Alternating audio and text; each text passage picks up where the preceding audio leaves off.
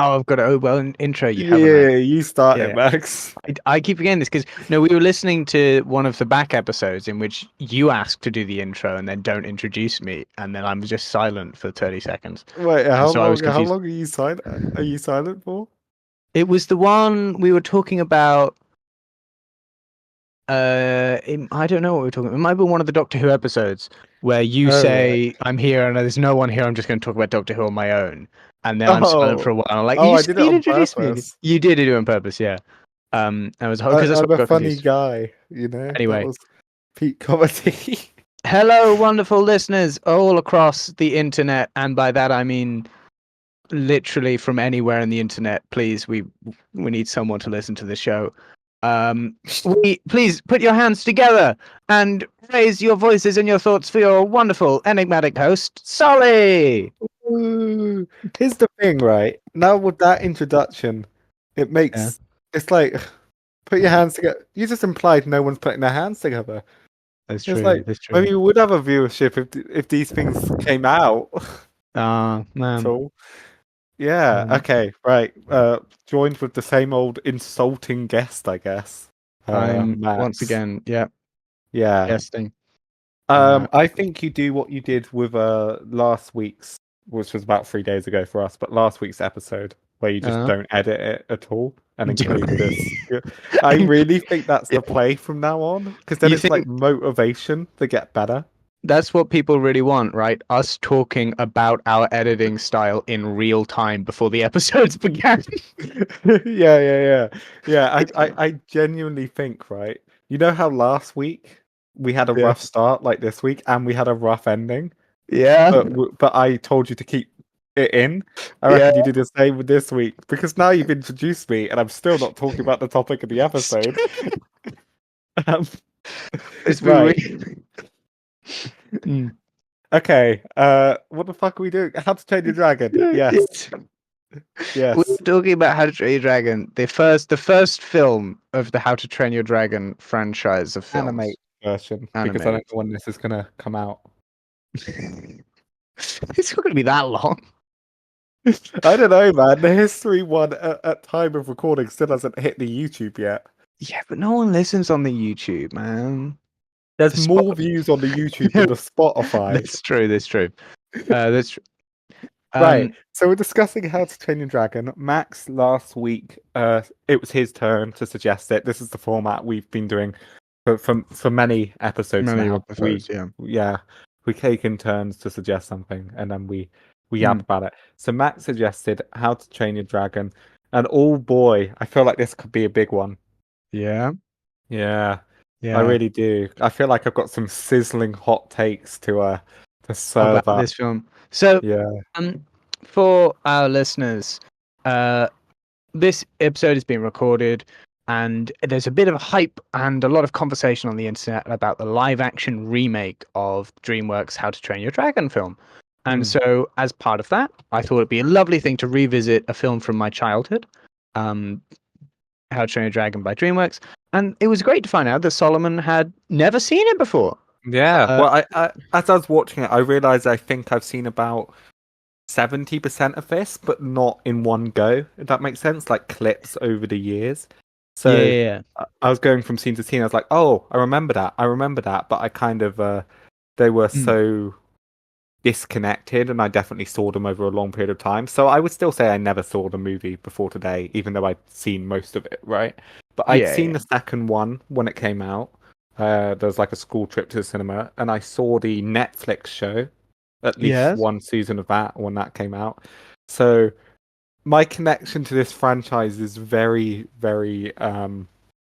loose, very odd, I think is I fair. Yeah, I've seen the first the first film and the second film. I've not seen the third one. Um, No. I've seen, as you said, like bits of the show. I think they used to have it on CITV or CBBC. Oh, really? I thought Um, it was a Netflix original. there might be a different Netflix original. They made three shows about this, three TV shows. Oh, I'm talking about the Race to the Edge one. Yeah, no. So Race to the Edge is the sequel to Riders of Berk, I think, It's a and both. sequel? Well, no, more like a spiritual successor.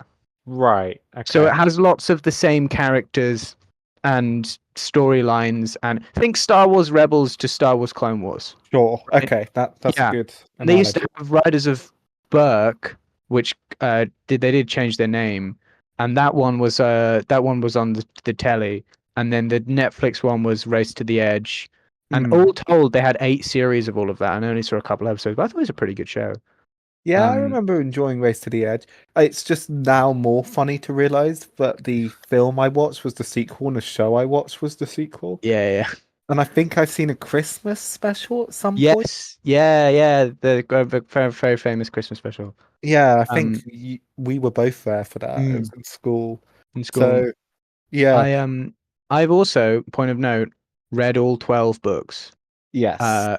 Which it's not about the book, it's about the film, but that's our connection with the franchise. Yeah, they're wildly different. I remember you talking to me about this many years Yeah, ago. they are different. But there are elements that are the same, and very much the sentiment of it's a young Viking who doesn't really fit in Mm. is very much that core concept. It's emotionally faithful then, rather than literally Yeah, I faithful. would say that in Hiccup, the protagonist in the film, is quite different to how he is in the books, but they Mm. are very much cut from the same cloth. You know what I'm saying? Or the one thing I know about the books, which you would have told me, and I might be wrong here, but this is the one memory I have Mm, of about an hour conversation, but yeah. it was many years ago. Uh, Astrid is ginger in the books, I right? can't remember if she's ginger or not, but I And know that she's not called Astrid. oh, Yeah. oh, Um, never mind. She has n- freckles and she's something. It's been a very, very long time since they're children's books. I read them when I was a child. Um, sure, sure. So we'll get into Astrid later because I'm Mm. sure if you get me on a tangent about these novels, Sullivan, that's all I'm talking about. Yeah, let's actually talk about the subject in hand. Yeah. This film. So What year did it come out? I should have checked that. 2010. Wow, Um, wow. so That we're looking was at a film 15 years old now. oof. Book first came out in 2003. Okay, Um, so the quite a franchise while itself before it is got yeah, adapted. Yeah. yeah. Um, and it is still going. As I said, like they are still making they're making the live action remake now, and there is as time is speaking, I think still a TV show within the world that is being aired and produced. Okay, but the books have finished. Books have been finished for a while. Okay. Yeah, So that author, that paycheck Cressida is Cowell. coming in. Cressida Cowell is getting a lot of royalties from this. Um, Yeah. I have been told she's actually a really good writer. She did the Wizards of Once series, which is a wonderful kids series. Huh. Um, I'm not familiar with it, to be honest, but I'll anyway, take your word for it. did This the film. film. Yeah. How did it measure up? I mean, you've seen everything except the source material, right? So Well, I've seen the Christmas special bit of the show and the second movie yeah. once. So Um, here's the thing, right? mm, Here's the thing. It's an hour and a half long. yeah. It was right around the 30-minute mark where I was like, right, I get it. You, You know what I mean? Because I knew roughly the plot of this, but it was around the 30-minute mark. Not as in I didn't understand it before then, but I was like, around the 30-minute mark, I was like, I get why this is popular. But those yeah. first 30 minutes or so, this is sizzling hot take number one, I guess. Oh yeah. They were a rough 30 minutes, The man. rough start to the film. Yeah. Or at least for me. Really? Yeah. I mean, How not like so? terrible. Just like Oh, not terrible, like average, right? But I was okay. expecting high things from this film. So I Mm, was like, by contrast, it probably felt worse than it was. But I was just like, really? This? And then like Hiccup flowed. Fuck it. Blue, Went Blue on the his dragon. first flight on Yeah. Toothless, and I was like, okay, I'm in now. Mm. This is pretty good. Um, I'm still gonna use the term overrated for this, but Really? Okay. yeah, Yeah. yeah. Why was the first half hour of How to Train Your Dragon mid? God, I'm gonna get if anyone is watching this, I feel like I'm gonna get roasted by Oh no, this it's fine. This is a discussion thing. This is why our devoted and dear listeners come to this show for the every week. hottest of hot takes. That Yeah, the first half hour of this film from 15 years ago was fine. it's just okay. So- It's just I just okay. Mm. Do I wait to drop the big thing?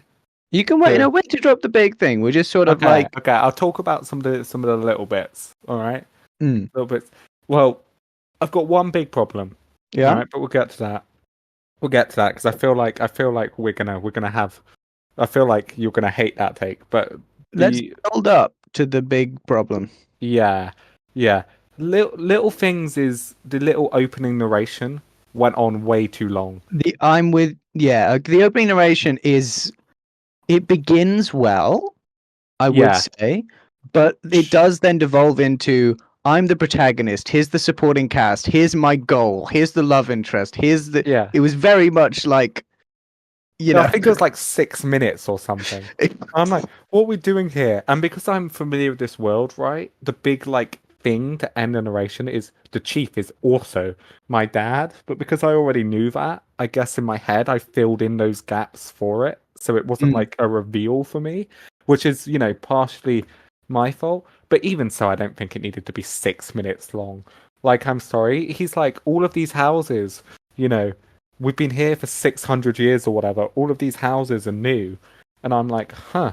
And then we see the dragons come in. And I'm like, oh, okay, it's because the dragons burned them down. Then, like, 4 minutes into narration, he's like, and obviously all these buildings are new, like I said, because of the dragons. And it's like, you just don't need to tell me that. I I don't know, think it's a kid's movie, but the moment I realized it was when he introduces Astrid and you get that yeah. like slow, and I was like, do we really need this? Well, especially as they're, like, introduced properly later on anyway. So Yeah. it's like, why, Um. why? I mean, it You. doesn't. Does it even make sense for him to know Astrid at this point? She's just Oh some no. random person. I mean, I think it does because she's. Well, you see that the other like teenagers are hanging around the metal shop, the Hmm. blacksmith's place, because they all need their swords sharpening and they need replacement weapons, right? Because that's Yeah. why Gobber's there. Because it got like in the opening of the film, Hmm. we see Hiccup as a apprenticed blacksmith to Gobber, who is Hmm. the blacksmith and teacher and Hmm. polymath of um Whatever the plot needs the him to tribe. be. Yeah, yeah. And so it makes sense that the Vikings go there for replacement weaponry. Yeah. Yeah. Yeah. The this is a very small nitpick, uh, but it annoyed me. There's a bit in this opening, right, where he opens the door, he sees a dragon, quickly closes the door, and then like as the dragon breathes fire, and he's like got his back up against the door, and I'm like, surely the door would burn down, right? I mean, you would be surprised with thick oak wood like that. Hmm. I wouldn't be. You'd need kindling for it to catch. Would you? Because you see it like destroy houses later on.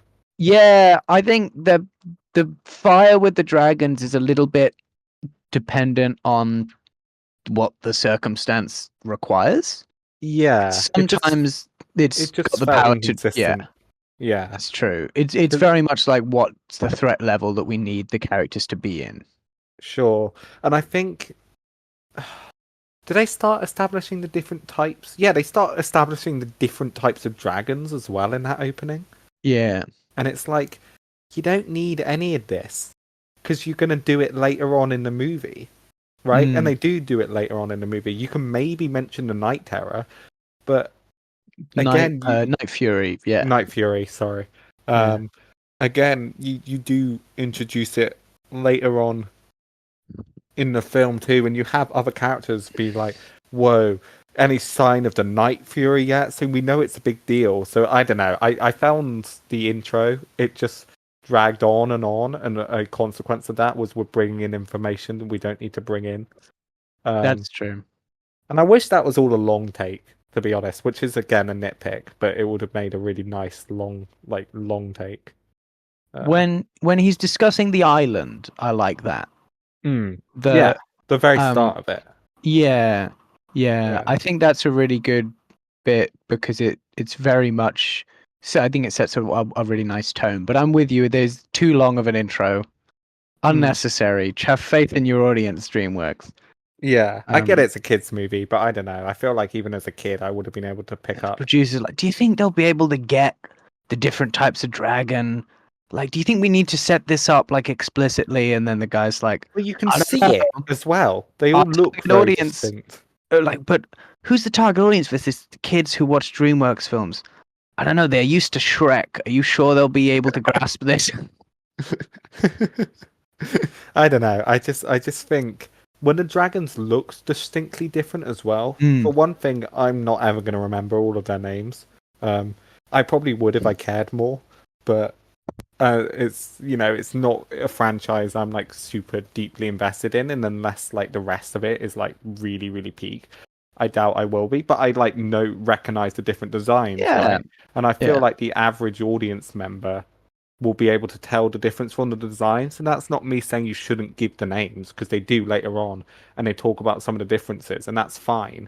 But if you're going to do that later, you don't need to have it in at the beginning. And it just yeah. feels like a lot of exposition that just a lot of it doesn't need to be there. That's true. Yeah, But 6 minutes is not 30. true, So true.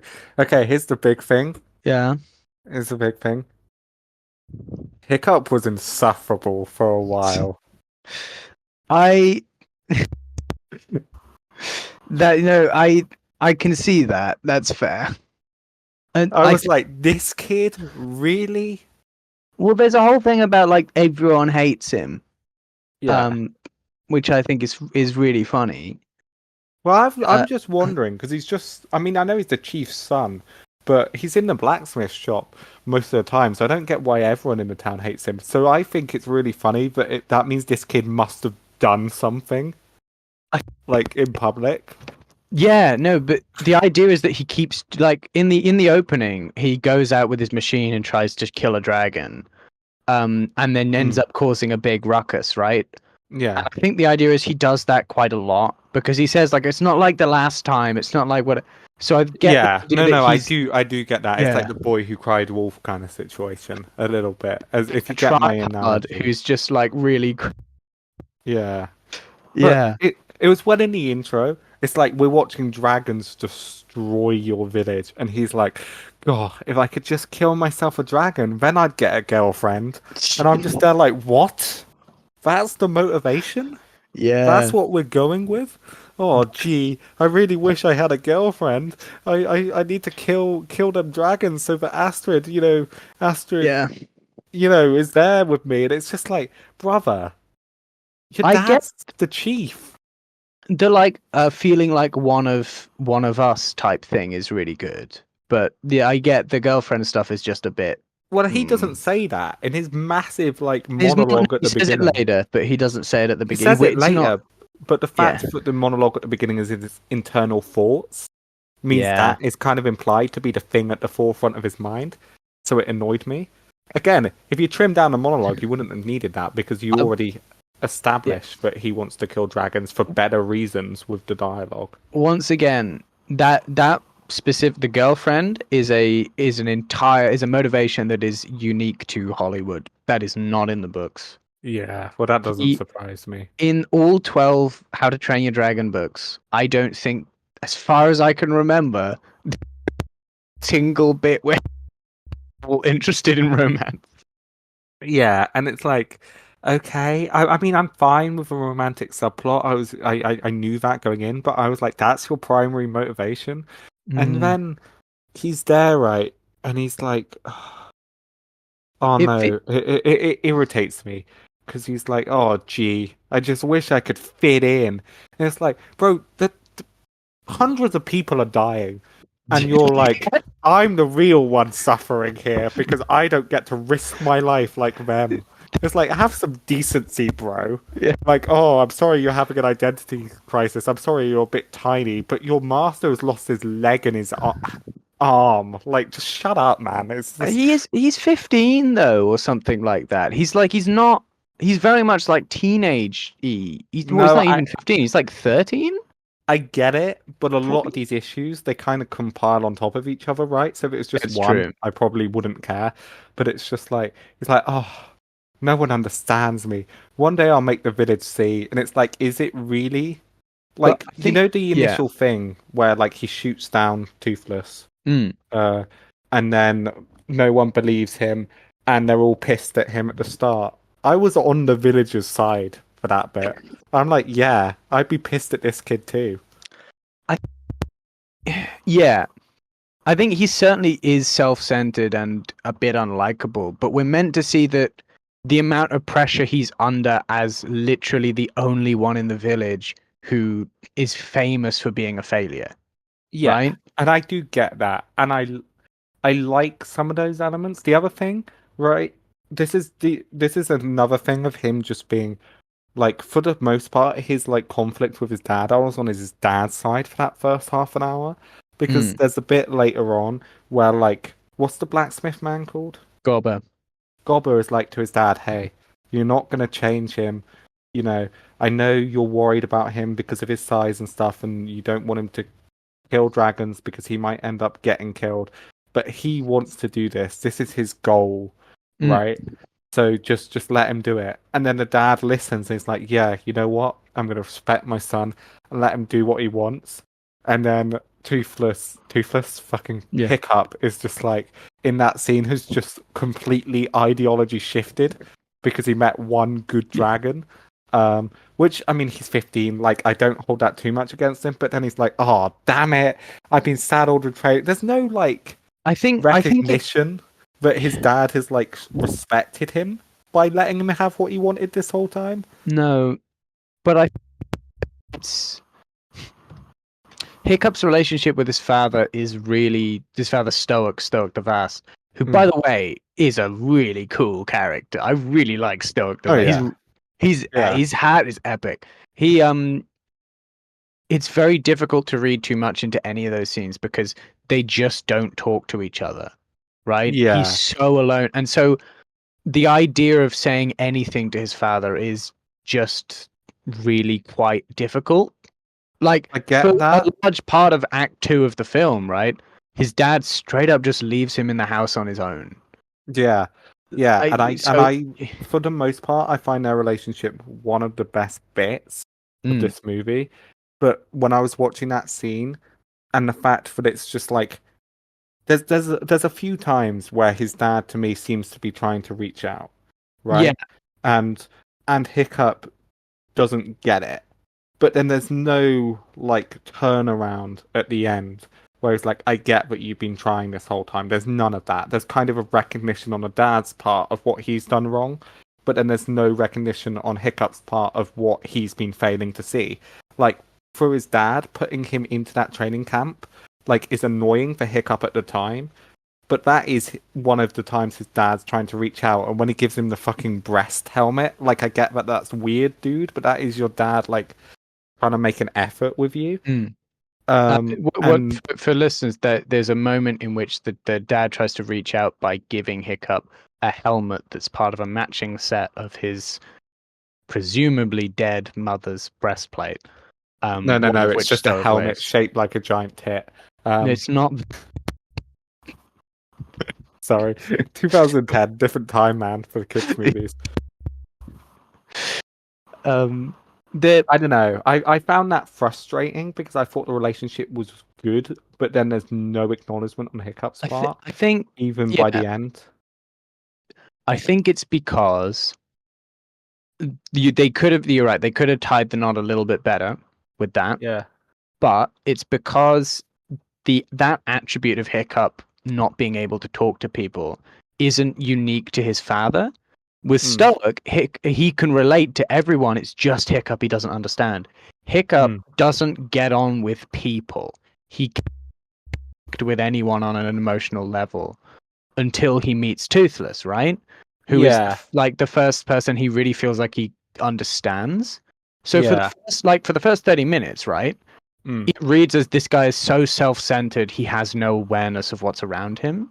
Yeah. But after the key can't kill him with the knife, right? Yeah. And I love Because that scene, by the way, and that was yeah, in like 10 minutes in. So that was mm, like I get it. I do. I just think part of his art is self-acceptance, right? yeah, But it's also like being able to stand up to his dad and stand up to people who say he's different, and I come think to terms with that himself. But I think a part of that should be acknowledging what's come before. I don't know. It mm, just feels like if you're going to write in a situation where both people are in the wrong, you should have your yeah, protagonist come to.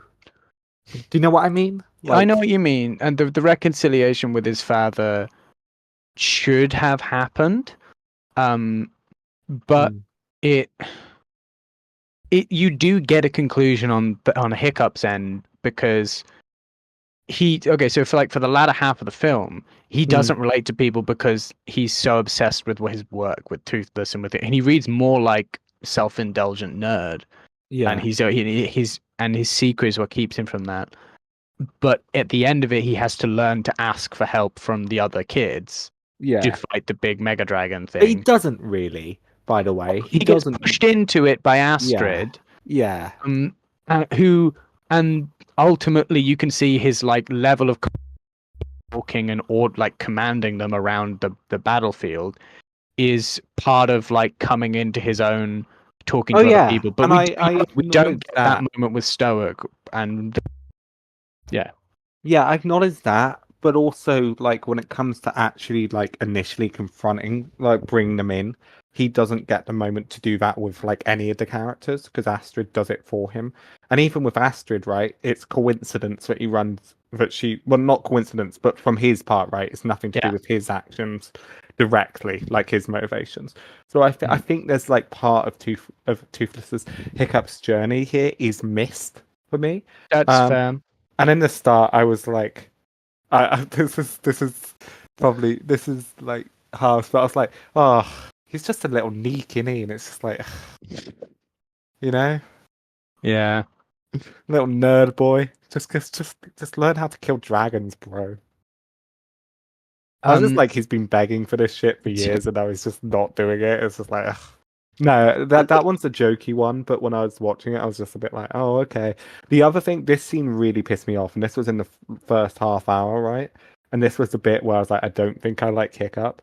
He's like asking teacher blacksmith guy, he's like, hey, God, you know, yeah. asking questions about Night Furies while there's a Mm. dragon in the arena, and he's called Yeah. out on that in the scene like 3 times, but he keeps doing it, and it's just like, my guy. Like, just pick Uh, your moments, innit? What are you He, doing? I would say on a rewatch myself when noticing this is part of his like he only his relationship with Toothless because he's never had anyone who he feels like he can connect to, right? So Yeah, for Hiccup, any time not spent doing that is wasted. And he does the sure. dragon training because he has to. So he doesn't have any respect for the lessons and for the people around it because he really doesn't feel like he can connect to them or that they'll ever understand him. Um, Yeah. so upon like your first watching, you're like he's having trouble talking to people, and all he can that relationship, which is causing him problems in his life. And this Mm. is how you demonstrate that. Upon rewatching now, I'm like, this reads quite a lot more like I would say a neurodivergent obsession in that everyone else is able to. Hiccup doesn't seem to be able to. He's obsessed with it in a way that other characters don't get about things. Does that make And sense? I hadn't considered that, and that's a very good point. It's Mm, just when you're watching it, it's like, I don't know, if you want him to be like interrupting the studies and that to show that he finds I also got that he disrespected the lessons, don't get me wrong. I think yeah. there's plenty of other scenes that prove that. Um or like prove that to the audience. the thing that bugs me about this one is that there is a dragon breathing fire at you. However obsessed Yeah. you are, surely that's gotta like be on your mind at least a little bit. Like, because at this point, I don't think he hasn't even like his No, connection with Toothless has just started. This is no, before the yeah. sequence where he starts to like try it out on other dragons, and it's just before he flies. This is like right at the beginning. I don't even know if he's fed Toothless yet at this point. No, I think Oh, that's what he goes to do after this. yeah. So it's like you've seen this guy one time. So I get why you're like interested, but I just felt for someone who like hated dragons at the start to be so early on, just not feel any kind of worry while a massive dragon is breathing fire at you. Mm. I don't know. To me, that felt a bit silly. I think that's, I mean, it's just fair enough. Um, Yeah. But yeah. Hiccup did grow on me. Okay, in that first half an hour, he was like, I was really struggling. But after that first half an hour, it got a lot better. I was like really in tune with it. I really Mm. enjoyed it. Because in that half an hour, I was like, I kind of hate this whole movie. Well, hate's a strong word. This whole movie is kind of just mid, except for Toothless. Yeah. That's my attitude. It was just like, okay. Okay. Oh, Toothless is on screen. Okay. Mm. Okay. Oh, his dad's on screen without him. I was just kind of like Yeah. there. I mean, because I also it does. I mean, this is in a lot of Western animated kids movies, but like the side friend characters are just irritating. The f- I think they're more bearable than most. So Yeah, but there's a lot of them. the supporting cast in this film is Astrid, who we previously discussed as the love interest. Mm. There is She's the best Snotlout. of them, by the She's way, the for best of sure. them. There is Snotlout, the bully, big-headed character who has a crush on Astrid. Rough Nut and Tough Nut, a pair of twins who are irritating to everyone, Mm. and Fish Legs, a nerd, and that's Yeah, them.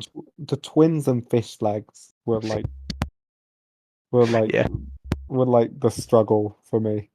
I think So let's take a moment talking about the supporting cast. Actually, because let's I've do got it. stuff to Yeah. say.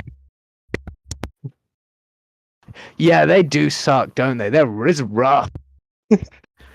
They're, Rough Nut and Tough Nut specifically are just irritating. Yeah. Um, I think one of them is PJ Miller. Just Really? playing. Yeah, is it PJ Miller? I think so. Yeah, I think Yeah. Rough, the boy Oh, one, is yeah. Yeah, who's that makes just sense. playing PJ Miller, um, like he always does, and the other one, they're just so annoying. Yeah. Um, both Snotlout and Fish Legs. So, hmm, Snotlout and Fish Legs are prominent characters in the books. Mm, Rough Nut is, or one of the twins is, a background character who does nothing. But Fish Legs and Snotlout got done dirty by this film. really. They they are much more nuanced in the books. Yeah, So and I they, imagine they get better with sequels. I think so, but it's more like the core traits of what made those characters who they were has Mm, changed. really? Well, okay, so let's talk about the Rough Nut Tough Nut. We can dismiss as just background ensemble annoying, right? There's Yeah, nothing for sure. going on there. Snotlout, Fish Legs, and Astrid all have motivations. In this, do They they? do. Well, yeah, Astrid because does. Snotlout's motivation is to get with Astrid, Oh, yeah, I right? suppose, but that's Astrid's so surface motivation level. is to be the best warrior in dragon training. Who's And this? Sorry. Astrid wants to be the Oh, yeah, Viking yeah. warrior, and Fishlegs really likes dragons. Yeah, I get that, but the reason I was like they have motivations is because aside from Astrid, they're like so surface level. It's crazy. Snotlout, by the way, More than has surface level stuff. yeah. Snotlout, by the way, has like um a line that made me laugh a lot. So it puts him slightly above the rest, where he's like, "Hey, Astrid, He's dropping that sweet, sweet riz. Yeah. He's like, my parents' basement, you should come check it out. And I'm like, this is a Viking village? What do you mean your parents' basement?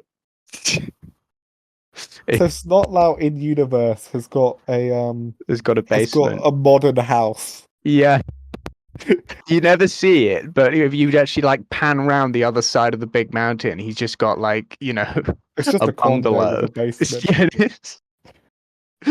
They got a Honestly, Astrid should have pool. dated him. He's probably got TV in there. Yeah. Um, No, so for that one line, he's slightly better than the others. Snotlout in the books is the bully. Yeah, I He's can see actually that. he's second in line to the throne, to being the chief. Oh, So if Hiccup wasn't around, Snotlout would be the next chief. And so he much more represents essentially everything Hiccup isn't. He's a really good young Viking. there's like none Um, of that in here. no, not really. He sort of like retains his slight air of arrogance, but he's a Hmm. lot more stupid than he is in the books. They're all a bit Um, stupid, though, aren't they? Yeah, but well, okay, Snotlout gets a lot more interesting as the novels go on, but in the first books, he represents much more of a direct antagonist than he is. Sure. I know he Fishlegs, gets more to do in the TV show. I remember him having an episode that focused on him, which yeah, me at 8 years old thought was good, but I don't know about now. But um, Fishlegs is a completely different character. Uh, yeah, he's he's the also a nerd. smart one, but he's also an idiot. I'm sorry. He's also a nerd. In the books, Fishlegs is the same size and shape as Hiccup, and one of the only other intelligent Vikings there. He's Hiccup's best friend. Oh, He is, yeah, he's literally like the only person Hiccup can talk to. oh. Very different. And Astrid is loosely based on a character who appears in some of the books, kind of, but is actually from a different tribe of Vikings called Kamikaze, Right. who was apparently got a name change because Dreamworks thought that was insensitive. Oh, Um, sure, but the accents aren't. um, yeah. Right. Okay. Sure, Dreamworks. I mean, there's Um, probably some merit to it, but right. Yeah. No. So they changed her name and her personality. She's incredible. In the book, she is an incredibly violent thief and burglar and vagabond who is wildly chaotic and incredibly impulsive. And that's not really. She's Hmm. basically a different person. Yeah, she's kind of, well, she's very stereotypical in this stereotypical. Uh, it's interesting, right? Because they thought her book adaptation was too culturally Mm. insensitive, and I'd argue this one is too like. What do you Well, mean culturally insensitive? isn't that what you said? They changed her They personality changed her because it's. name. Yeah. Oh, okay, okay. Um, Um, and then they made like the most like they made her very cliche basic and cliche. female She gets a lot. romantic interest. No, before she rides the dragon, she gets. Yeah. I think she's far more interesting. She Yes, rides definitely. She rides Toothless with Hiccup, and then just kind of doesn't do anything else of meaning in the story. He just Uh, becomes his girlfriend after that, and that's it. yeah, and it's sort of like his way to get into like being talk to people, Mm. but she She kind doesn't. of stops being a badass. It's the end of her character then. It's Yeah. like that's but before that she is quite interesting because Well, she that's why I hates say him. she's the best of them. Yeah. Because she doesn't follow the crowd. She's the only Viking in the village He's to not like not other girls, Max. she's not like the one other girl we see. What, the old woman? So yeah. Characters in this film, a non-verbal old woman, Astrid, the most stereotypical love interest they could come up with, and Roughnut. Oh yeah, yeah. Of course, rough. I kind of forgot about the twins. It says it all, really. Uh, Yes. I Um, still think even when Astrid becomes his girlfriend, or like I know it's not like official, but like mm, just starts to serve that purpose, she's still the best of them. Um, I think but so. I know. I think it's because Astra's really cool. yeah, Like the Vikings in this film are cool. They look yeah, cool. Their vibe is cool, right? yeah. And Astrid is the only one of those kids who pulls off that vibe, I think. My favorite bit of this film, this isn't actually my favorite bit, but my favorite bit of this film is when Hiccup starts mocking his dad's accent as if they're not wouldn't have This- the same Yeah. accent. I would like to point out like something that I would this is a genuine question to you, right? Mm, Based on your knowledge of this film, right? And you're gonna have to oh, use all of your intuition to delve into the expanded universe here. oh So God. this the story of How to Train Your Dragon and its following sequels and the show is coming of age. Mm, Over the course of TV shows and several films, we see Hiccup and his friends turn from slightly dorky young teen or teenagers as they are here into becoming adults, right? And mm. the people coming into Does he have a a more beard in the last one? I think he does, yeah. Yeah, he Yeah. becomes much more of a an adult figure. Mm. Now, at what point in the age of a young Viking on Burke do you think they gain their Scottish accent and stop becoming Americans?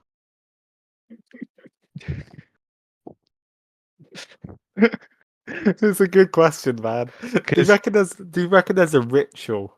I, I reckon, yeah, I reckon there is. That's what that the old woman says. Yeah, yeah. She like snacks his away to McDonald's and passes to a haggis.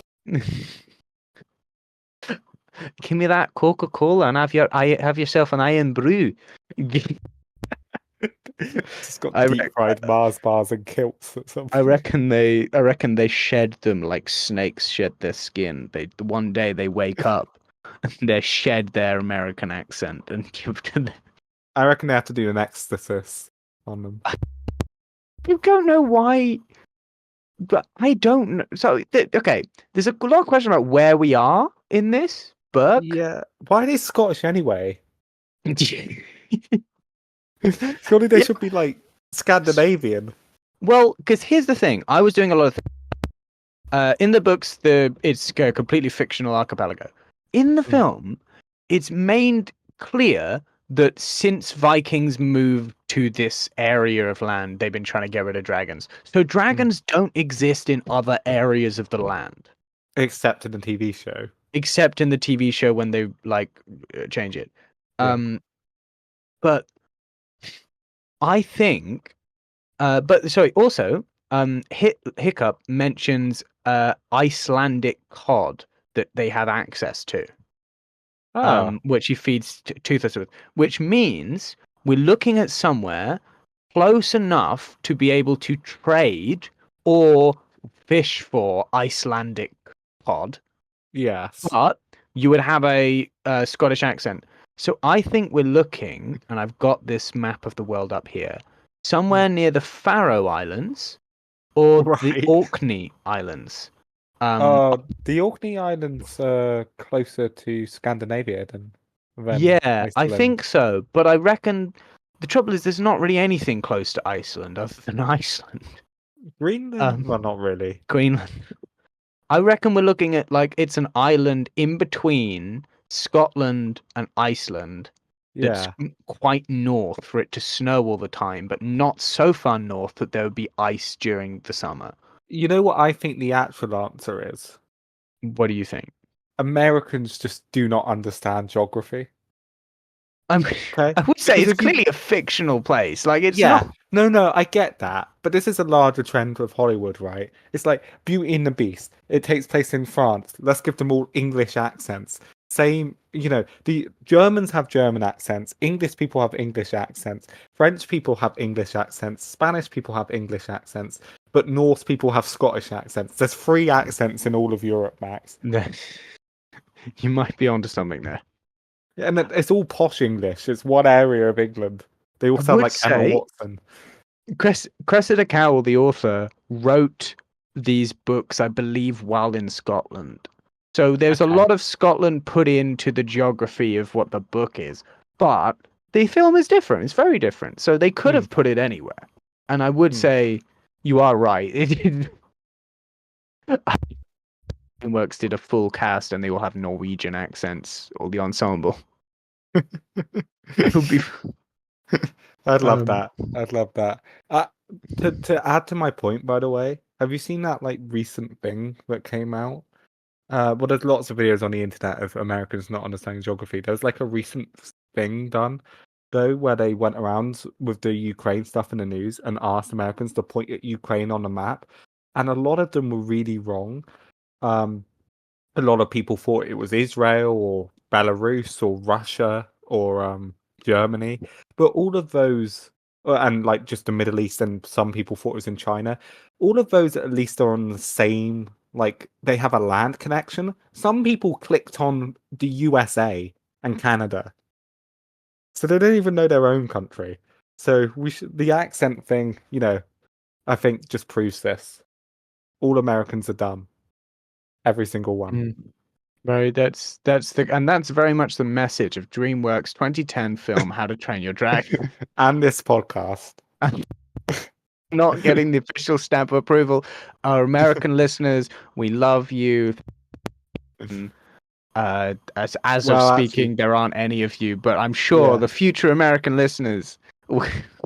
we'll love you if you show us who you voted for. We're we 50% likely to not hate you. That's true. You can only listen to Maybe It's Bunnies if you can point to Ukraine on Yeah, it's the test. It's the test. a. um. No, but to your point, yes, the Vikings in this are very, very cool. The Vikings are very, very cool. For me, the more shocking, like the more jarring thing wasn't that they were all Scottish, Mm, because like I like a film that is ambiguous about its setting. I think sure. that a lot of times we put a lot of stock on like, okay, if you're in a fantasy world, you got to develop the fantasy world. If you're in Yeah. a if you're in the modern day, where specifically are you? I quite like the idea that this place can just be set in a world where this happens and you don't question it.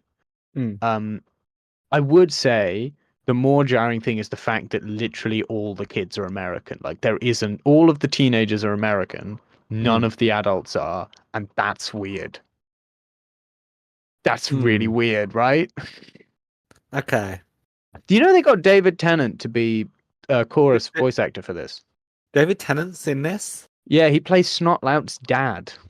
What? I know, Snotlout's right? dad's in this? I was online on the wiki, like, what does he do in this film? And like, as far as I can gather, he stands in the background a couple times. How do you get like the biggest Scottish actor and then not make him a lead? He had like full episodes in the show, right? David Mm. Tennant was in the I know, Dragon's because I Race. remember, because that was what I was talking about when I said Snotlout had a good episode. It was one with his dad. That was David Tennant. Hmm. That was the David Tennant did that show. The real one. The real David. No, there's a lot of fake David Tennants out there Yeah. these days. Yeah. Yeah, not one of the English ones who No, like play like 5 Doctor Who's. The no, one of no, the no, real no. one. The Yeah, David Tennant. Like the guy who went to the BAFTAs in a kilt. the David. Did you see The that? proper one. It's, um, Yeah. I will I, walk 500 I thought that miles. was. That David Tennant. Yeah. So how to train your dragon. Um Do you want to? You know what I really did like in this film? Axe. Yeah. You know what I really liked in this film? What? I I liked when he's like getting closer to Toothless, right? And then he's like applying those lessons for like Mm. his dragon training Oh, thing. yeah, that is very good. That's a very good I montage. had a lot of fun with that. With that. That's what Mm. made warned me to Hiccup. I think that the second act of the film is like really, really strong. I think it's the strongest act. I think you're right. Um, I think you're right. The idea that you can Mm. see him leaning into his strength, which is his intelligence, rather than Yeah. and I really liked that dynamic. And I tell you why it was really good, Mm. because the biggest reason why you dislike him in the beginning is because he's so arrogant. But in Yeah. Act Two, he is really good at what he's doing, but he Yeah. actively avoids any encouragement. Yeah. And he's Yeah. not like trying to do it for brownie points either. He's doing it No, because he's found something he believes in. You know, he's he, doing it he so he can leave her. yeah, yeah. It's not about, getting a girlfriend anymore. It's about it's doing what the real Sigma's doing, getting Yes. away from the girls. Because like he's so well respected in the rest of the franchise, I forgot how much the characters all hate him in this first film. Mm, And so the shot when he gets the two-headed zappy guy back into the cage and shuts the mm, door, and you see like Gobber and the ensemble, and they're just like absolutely flabbergasted. That yeah. had a level of catharsis I really didn't think it would. No, Um, that was one of my favorite bits of the film. mm, as Genuinely. the fun little fact here. Mm. Um, Actually, no, let's keep talking about this and then go on to the fun little fact. 'Cause it's a great segue. Um, Okay. What, yeah, just the middle section of the film? great segue into talking about a different part aspect of the film. But I don't know if you still got Okay, something else 'cause you want to say on. I was just gonna move to some of the stuff with Toothless, but That's exactly the segue this fact will give you. oh, okay, let's Um, hear the fact. the tiny terror, the little tiny Mm, dragon that goes for one of the twins' face. mm. Uh, that, as far as I'm aware, is the original animation rig for Toothless. Really? Yeah, so biggest change, second biggest change, sorry, from the books to the film is Toothless the dragon. Is he not in the Um, books? he is, but he looks like that. Toothless in What? the books is a That small, size? it's like he's a small green thing about like no more than 50 centimeters. So Hiccup doesn't ride him in the. No, he's a hunting dragon. He's much more like a Oh, lapdog. This is what he's meant to be anyway. huh. Um, he's that big. He's very immature, and he talks. Talk. That's a crazy change. Well, the change is the the big difference, right, is that the Vikings in the books don't kill dragons. They all train them. And so Hiccup Right. isn't bad. He's bad at training his dragon because all the Vikings intimidate and scream at the dragons to get them to do it. And Hiccup Oh. learns the language of the dragons to try That's why and. it's called How to Train Your Dragon Yeah, it initially. is. Yeah, it is. Do you Because reckon that they filmed like that entire movie, right? Like an accurate adaptation when they were like, no. And initially Toothless was played by the real David Tennant. I don't. David Tennant just got like a voicemail like, yeah, we've switched it to so that you play Snotlouse's dad. I think that we can never know for sure, but there's some out there in the multiverse. We have the true. I think they should get David Tennant to play Toothless in the live action. They, You see like the Smaug motion capture with Benedict yeah, Cumberbatch. yeah. Yeah, I think they should get David Tennant doing that. But if they do that, how would you be able to tell it's the real David Tennant? Because Oh, you that's a know, good point. That's a good point. I think what you do is you gather up all of the David Tennant pretenders into a room and get mm. them all to do that. Then you combine the footage so that you're sure to get a bit of blend of real Scott David Tennant in there. Yeah. But it's just Yeah. And while you're at it, have David Tennant play every character. mm, the Tennant cut. I think is what we Yeah, need. yeah. Um, we have you have David Tennant play every single character except Hiccup, who is a like through the process of like CG and makeup is played by a de-aged Michael Sheen. I think that's I was about to make the same joke. that's the, Can they do it over Zoom again? I love the idea that you have like a shot and it's like this is Burke, and it's just like a picture of like a young Michael Sheen running, carrying like a big barrel of something, while like 50. David Tennant's. But like when the training sequences though, those are over Zoom as a Yeah. like little staged reference. They have to go around to Snotlap's house to do Zoom because he's the only one who has internet. Yeah, to his condo. Yeah. They're in the same room, but they're still on a Zoom call. And Snotlap's dad, that's the real David. Oh damn! Also, We've solved it. Dreamworks hire us.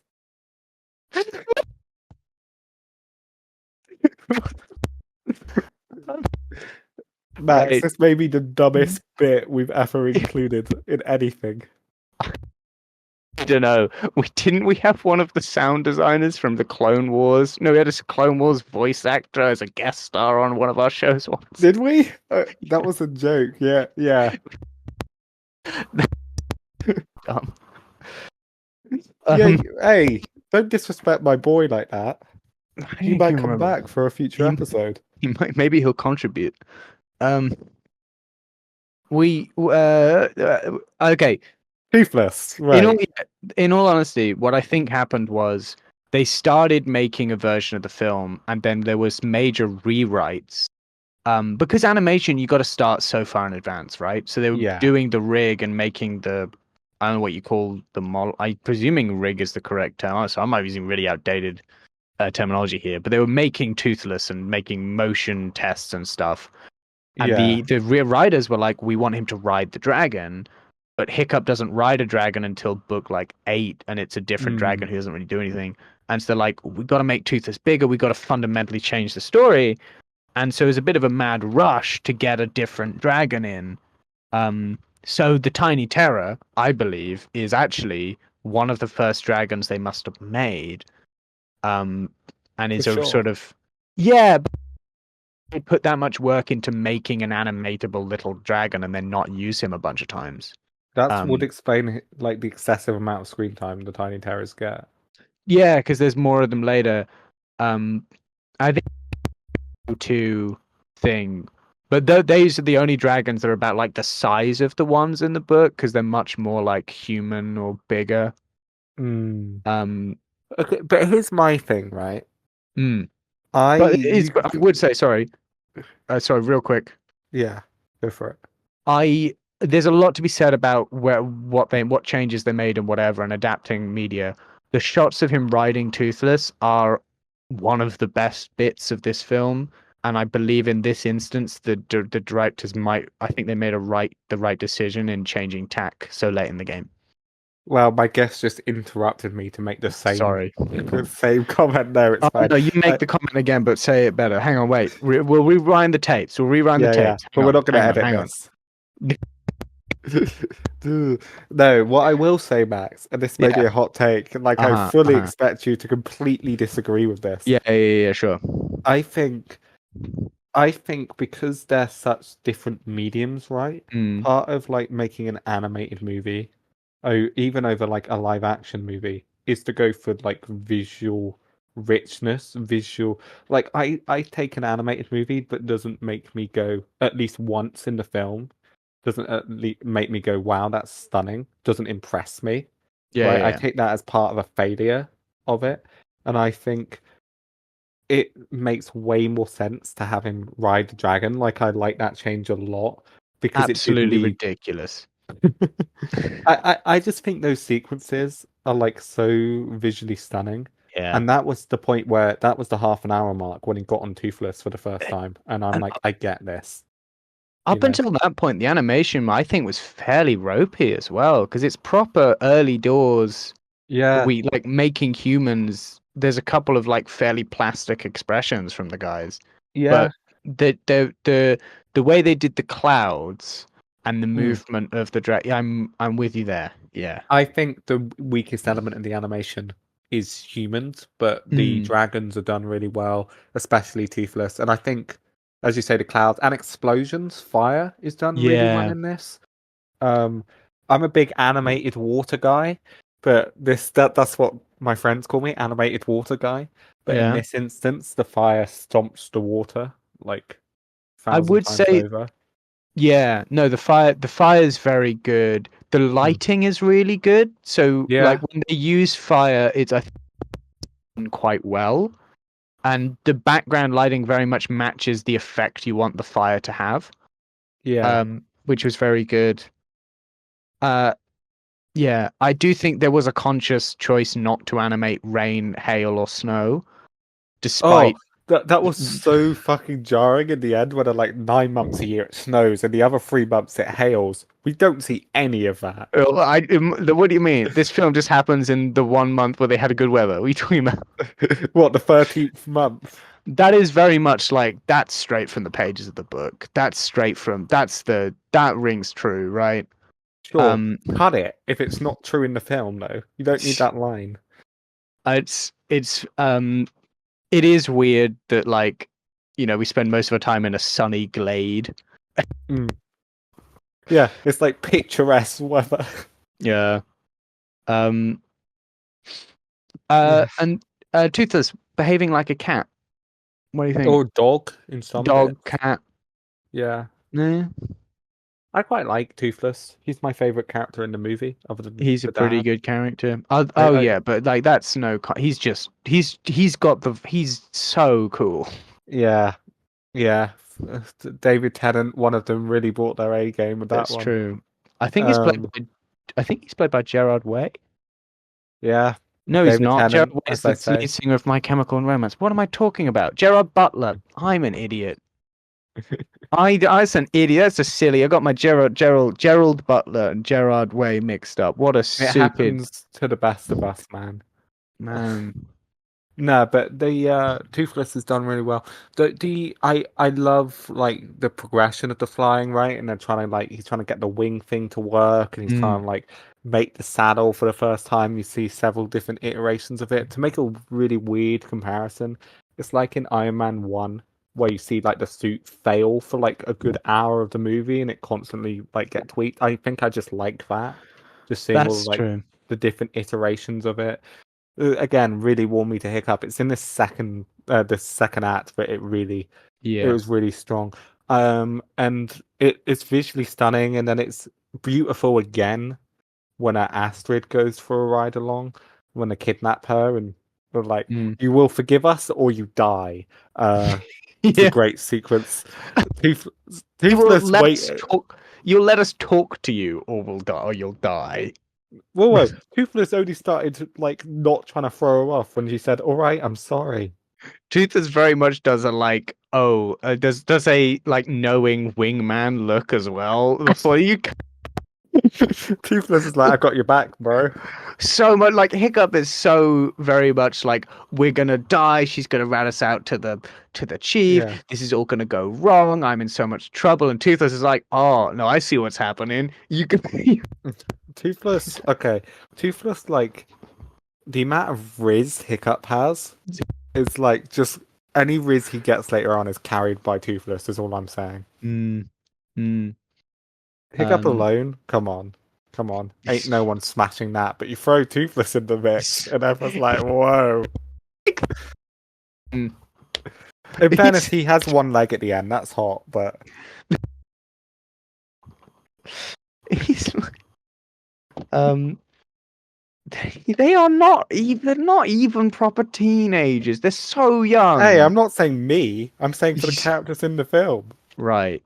That's Uh, rejection on your part, Max. it's Like, rejection. Max late at night, I can't be looking at this. They're not even proper teenagers. Oh, that's so vulgar. I'm sorry. That's I was like, horrible. oh, ain't no one smashing that. Like, well, I bloody hope so. He's Yeah, but I mean, like in shut up, okay? All I'm saying is Toothless carries him he literally. yeah. Do you think that it's a little bit weird that Hiccup manipulates, like, makes it's a very codependent relationship? Like, Toothless physically can't get anywhere without him. Hmm. I think in the circumstances of the film, it isn't weird because Hiccup actively can't find a better way to do it. But I Yeah. do think it's a little bit close to the line. Also, if you had it differently, there's nothing to stop Toothless from just leaving. right? So you need the Yeah, plot. that's true. That's true. You need the grounded dragon.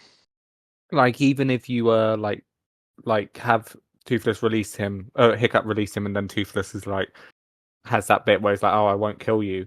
Nothing would stop that dragon flying away, and no one's seen him Yeah, in it's true. 600 years. I think So the film was very good for getting like a Toothless and Hiccup are flying in mm, a believable way that no one will have seen this dragon in hundreds of years. yeah, exactly. Especially in the final battle, you see that as well. Mm. It's like Yeah, they're yeah, yeah. in the darkness. If you think the dragons only really come out at night, it's like, yeah, of course no one's seen this. You know? And the only time you see Hiccup and Toothless flying close to Burke is at night. Yeah, exactly. Which I think was a very good touch because I was watching for that. I was like, oh, but is it? But no, they did that very well. But I will Um, say, I think I prefer the Astrid fight sequence. I think that might be my favorite. yeah, Just from a visual standpoint. I yeah, 'cause you mean, the get the fact, Northern Lights. yeah, And I mean, the fact she starts like hugging him at the end, and now they're like in love is a bit like, come on. But it is probably the most impressive sequence for me, and I did know that scene was coming, and I knew it was probably going to look good. It's one of the scenes yeah, I've seen, but I didn't remember how good it looked, so I was still impressed. Um, but after they get off the dragon, like after Astrid gets off Toothless, the film gets worse again. Like that's when the second act kind of ends, and the third Mm. act's. I still like the third act, but the third act isn't like. Do you know what I mean? The conclusion isn't as strong as the middle. I wouldn't. yeah, but you get the like.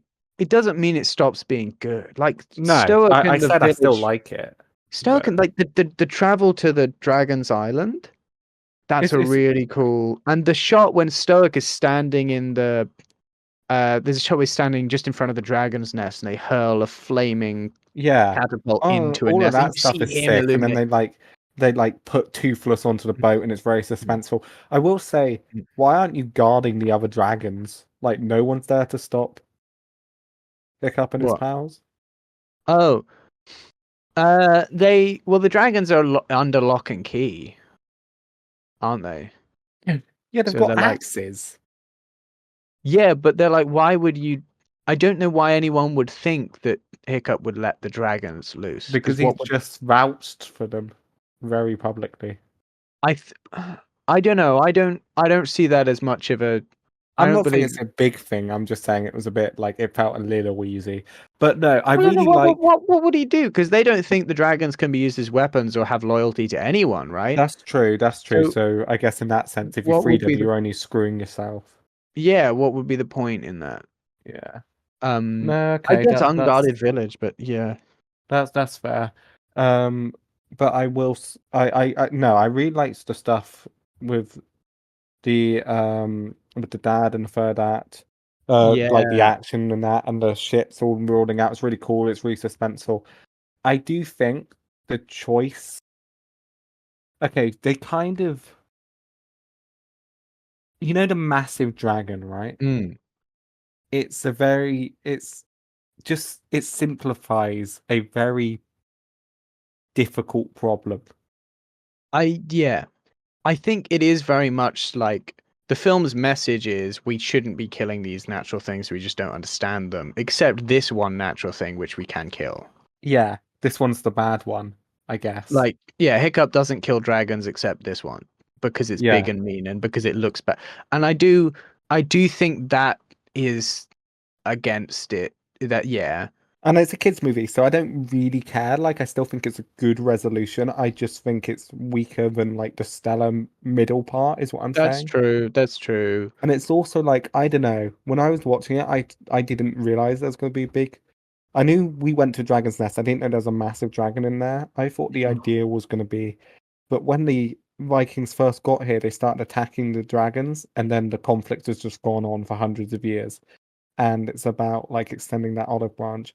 But by making it the dragons are forced to attack because of the bigger dragon, right?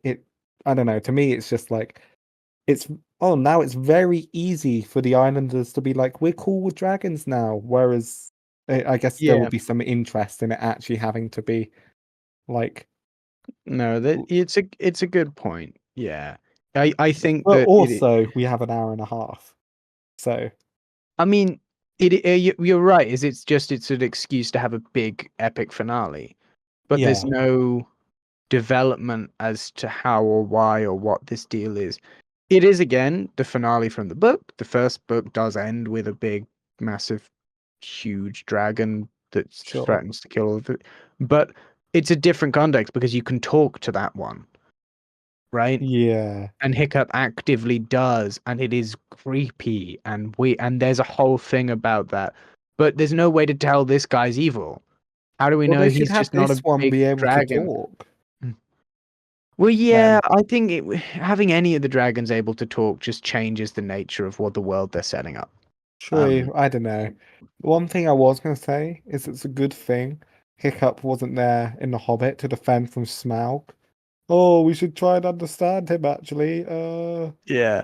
Oh, that's a Ooh. really good. The big dragon in the book reads a lot more like Conversation with Smaug, Yeah, um, than Big Boy who just bullies other dragons. They're big just the boy. guy in the yeah. He's literally that's what's his character trait? Big Yeah, and bully. That's it. yeah. It's just kind of like, oh, okay. I don't know. Yeah. I felt like it's an easy resolution, but I do really like the final act. To be honest, I busted on the first act. I mean, it's better in context. I just thought the whole movie was going to be like that for a while. My problem, the minor problem I have with the final act is that when they're all flying in, Astrid doesn't even get to fly her dragon for a while. That it's very noticeable that Astrid becomes so two-dimensional after the flight with Toothless. Yeah. She loses a Yeah. lot of the fight that she had in the beginning, Mm, and I think that is a waste. And her like, because she's such a cool character, and yeah. I know she gets expanded on in the show, and I know she's got a lot of, they make her a lot better. In the sequels. Yeah, I think she gets. I hope she gets her due diligence. I don't remember exactly, but I'm fairly certain they do. But in this film, she's very much kind of I like mean, pushed to the sidelines. she runs into the arena to try and save him and does nothing, so it's a bit like, Yeah, I don't know. it's what I mean, right? We just get reminders that she likes him again for the rest, and that's all she contributes. Yeah, I like that little dialogue when she's like, so what you gonna do? And he's like, something dumb, and she's like, well, you've tried that, like she's pushing him. Yeah, I like that. That's the best it is. But when that's the only good bit of it, it still feels very weak. It's just like, how hard would it have been for him to be sat behind her because it's her dragon? Like mm, I've seen in like the show and stuff, that's the dragon she rides. it's Why her couldn't dragon. she have at least been the best of the dragon riders other than Hiccup, right? Rather than the I one with the least time on it. And then you get like he has to save her, and it's all a bit weird. Like, why Yeah, would what's that about? Um, yeah. yeah, I don't know. Yeah. And it was very much like the other guys all ride in on dragons and do nothing. Of course, I obviously agree with all of this because it is a man's place to provide for his woman and, stop her having ideas above her station. But if I didn't, this would be my criticism, you know? Yeah, yeah. It's ve- yeah, it's really It- Hiccup acting as a Sigma male here. True. Walter White just got the script for the third act and got to make some tweaks, but not the rest of the movie. um, yeah, this film doesn't pass the Bechdel test. Maggie Smith from Downton Abbey snatched the script and went to Breaking Bad. Bam! There's an interconnected multiverse This is behind these we podcast can't episodes. reference the previous episode Yes, we can. for listeners who don't know how absolutely deranged Breaking Bad episode It was established. good. Hey, we were much more to the point with this episode until the end, until after. We established that there's an interconnected universe between Downton Abbey and Breaking Bad, and you're gonna have to listen to the episode to work out why, because I genuinely can't remember how we got there. There's so many hints. And we Solomon's now trying to imply, and at the writing table and development production of DreamWorks 2010 film How to Train Your Dragon. Hear me out, right? There are Scottish people, or Scotland exists in Downton Abbey. Okay. We've We're already not. established We Downton can't. Abbey is connected to Breaking Bad. We're You know who now else is gonna. Scottish? Famous Toothless actor David Tennant. So, bam. But only the real David Tennant. Only the real He's David the only Tennant. one. It's how you know he's the real David Tennant, because How he's to train descended. your David Tennant. Your real David Tennant. Yeah. Oh no, that's the link. That's the link. David Tennant and Maggie Smith were both in a Harry Potter film. Bam, done We're, it. we're now Multiverse. gonna move out from that nonsense, and go back to Facts talking about and How to Train Your logic. Dragon. We can get off topic, but it's very lazy if we go off topic to what we got off topic last. Oh, okay, Come my on, we bad. could be. I'll come up with more creative side tangents. If you're gonna derail the conversation, don't derail it onto another set of rails. I thought it man. could be like a ongoing bit, you know? We've got such a low viewership. Who's gonna? Who's gonna? Hey, who's it's gonna pick follow? up, okay? Because we're actually starting to film stuff. Okay. I mean, obviously we've been doing it for years. Yeah, But, for years. yeah, years and years. We have. Um, right. We haven't. We got through all this. We're going for over an hour, and we haven't talked about, in my opinion, the best part of the film. Right. Really? Can you take a guess at what I think the best part of this film is?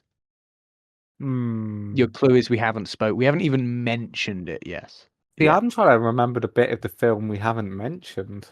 It's an aspect of the film rather than a specific point. Music? It is the music. The music's good. The music in this film, I think, is certainly the best. I think certainly the best Dreamworks I've ever heard, and like on par with like one of my favorite film soundtracks. It's really good. I didn't like it. You didn't like? What are you on about? Okay, hear me out. Not because of anything the film does, right? But because I like it, and you're like, well, half that. The other, okay. So I'm in a flat, right? Mm. And one of my flatmates likes to listen to music really loudly. Yeah. So this entire film, the entire time I'm watching it, all I can hear is this fucking bass, man. Just the entire movie, just a So consistent boom, boom, boom. You got a trap remix of Yeah. So when it's like doing the beautiful scores, I can just hear boom, boom, boom over the top. It's a really good, like, it's a really good score. You should listen to it again outside of this. You should. Yeah. The main theme is, I don't know what it's on. But if it isn't, it kind of sounds like that. And they have this really great, like, long accordion-y box sounds of like acoustic instruments. It's a really good score. It's a really good score. The sound mixing is fairly strong in this as well. Yeah. I mean, it's average, to be honest, but yeah. Right. So why bring it up then? Why I meant to make a different point. I said sound mixing instead of what I meant to say. Sorry. So that I had to like cover for it. Yeah, okay. No, I'm sure no one noticed. It's fine. Yeah, it's fine. It's fine. Yeah. This bit will be cut out in the zero editing. The sound design. There we go. See, of specifically Hiccups. Oh god, why do I keep getting confused? Toothless. Toothless' sound design. I like it. His little like purple thing he fires has a cool sound, and like the sound his teeth make when they shoot out. That's true. Yeah. Yeah, I like that sound design. I was like, "Ooh, that sounds crisp." It's good because it means that you can hear. Well, first of all, it's good because you can't see him, but you can hear him. But it's also that you can hear the difference between the dragons through the way they sound as well as the way they look. Yeah, I don't know how David Tennant managed it, but it's really well done. Yeah, I mean, he's great. He's doing that all with his mouth. He's just such a versatile voice actor. Yeah. Do you know he's in the Clone Wars? Yeah. That's all I He, know about David Tennant, the voice actor. you know, Oh no, in he plays Scrooge McDuck in the revamp of Ducktales. yeah, with Catherine Tate, What? she's in that Is as she? well. Who's Yeah, Catherine Tate in I d- Ducktales? I'm not sure, but I know she's in it because I saw a panel where they were talking about it, a Doctor Who panel. But they were, Why were they yeah, talking about Ducktales? And because someone asked them a Ducktail question, or they Catherine were, Tate voices Magica Dispel. yeah. Who's that? You know how David Tennant voices someone in Clone Wars? That character was actually brought back in the Ahsoka show, also played by David Tennant. Oh really? Oh, Yeah, but it's a droid, isn't it? It's not a yeah, yeah. right. Okay, see. And So David Tennant also voices Angry Villager. uh in the Clone Wars, No, no, you fool. In Doctor Who, Scream of the Shulker. does he not voice anyone else in Doctor Who Scream of the Shock? No, because the story, you know, when Scream of the Shulker was made not long before the revival, right? Hmm. Oh, I see. So It's the he's just Richard E. background. Grant thing. I'm with you now. I know what we're talking Yeah, about. that Richard E. Grant animated Doctor Who thing. Well, he was doing something else, presumably doing voice acting for this. And it was in the same studio, right? And he found out they were making a new Doctor Who, and because he's a massive Doctor Who fan, he begs them until they gave him like one line in it, because he thought it would be his Lovely. only chance to be in Doctor Who. So he plays Angry Villager. How what a great thing. Yeah, Um, Catherine Tate in DuckTales yeah, plays Magica Dispel, mm, who is the evil aunt of Lena. right. Lena is someone. I don't know who Lena is. She's a main antagonist. Oh, Who appears in series 3 series as one of the like villains against Scrooge, and she's like a witch, and she uses witchy powers. you can never trust a witch or a You can. woman. She has Sorry. a shadow form, and she's on a coin. Who's Lena? Lena is what? Is a being cast from Magica Dispel's shadow, serving along to. Oh, she's one of the antagonists of series 1, and then turns face and becomes a supporting character, I guess. Huh. DuckTales has so much lore from like what it was originally. Like, man, That's quackers. eh, hey, what? You with it? I'm Um, a wow. writer, ladies and gentlemen. There's an expanded universe for this because Goofy from the Goof Troop shows up in DuckTales. And Daisy Duck. Does Donald Duck show up in DuckTales? He Probably. It's must all do, right? Disney. It's all Disney. He does. He does. Um. Yeah, I see. Uh. Oh, okay. So there was a. They've been restricted by the Walt Disney Company. In the original version because he was from the Golden Age, but it was lifted after the original version of DuckTales ended, which is why he's not the main guy. DuckTales, like Huey, Dewey, and Louie, the Ducks, Donald's nephews. The Mm. original little like animations, they don't have characters at all. It's literally just like a silent. Yeah. So they must have like the amount of lore that goes into that. Yeah, the more you Um, know. You I know what was I in. find really funny, I was. Max? What do you find really funny? No, you do this first. I was in. I recently found myself in Central America, and Yes. there was a television on in a room that I was in playing like a You didn't kids know how you channel. got there, but And you I just know I just amazing. I just appeared there. yeah, It's something yeah. I do sometimes. You see, like usually I can pick up steady guest work on this show, but I needed another way to cover my bills, and I do that by randomly appearing in Central America. Sure, Um, sure. that's law. Put that on the maybe it's Bunny's wiki.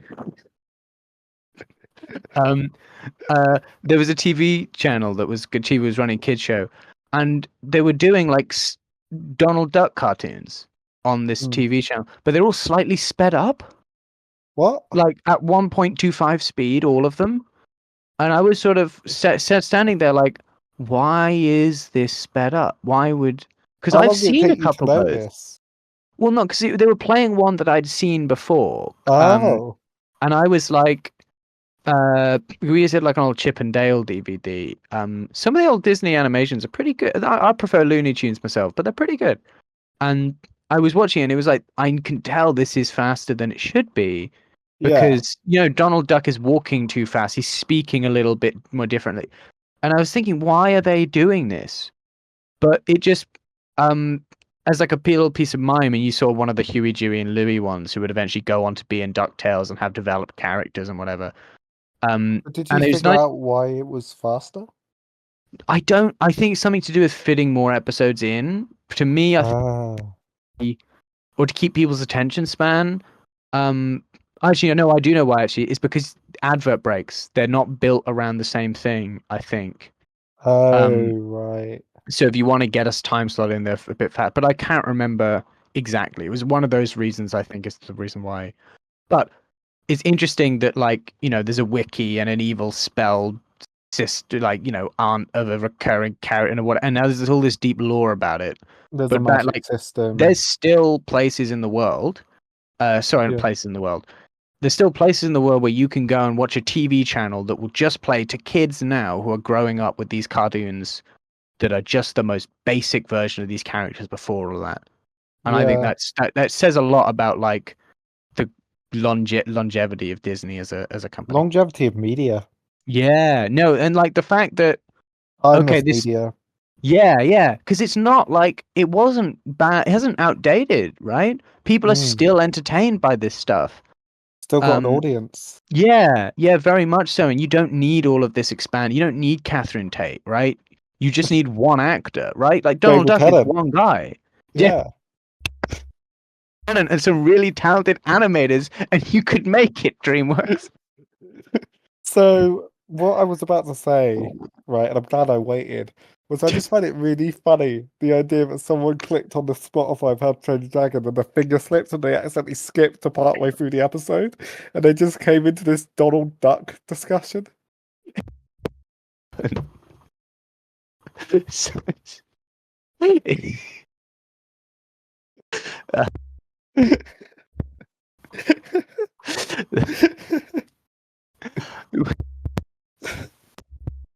um, We have fun on this podcast. would-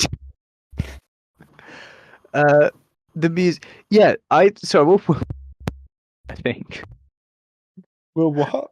the music, I think. Yeah, solid. Good stuff. Yeah. Anyway, is there anything else you wanted to talk about the film before? No, I'm pretty much I think I've spoken about all I had packed in my mind to talk about. What about you? I mean, we could touch on the expanded media a bit more than we already have. I mean, Um, I've kind of said all my experience with it and everything I kind of remember, but what do you, having read the books, does that give you a different uh, perspective on this or? uh, hmm. There are very few elements of the books that get brought up again. Hmm. So we get further away. The first one is the closest we get, and it's Hmm. quite far, but it hits a lot of the same beats. Hmm. The longer that DreamWorks draws this franchise out, the more it is its own thing. We That do have, tends to be the trend, doesn't it? yeah, I think, which I think is healthy. I really like How to Train Your Dragon 2. I think it's a good film. I like the TV show. I think it's great. I don't think that I haven't seen the third one. I've heard it's bad. I don't want to watch it because it'll ruin. But I don't think it's a negative thing that it is different. The books are very different and a lot more mature. As they get They're on, not aimed at a childish audience. they are, but they grow with the audience, Sure. right? So in like the first book is very silly.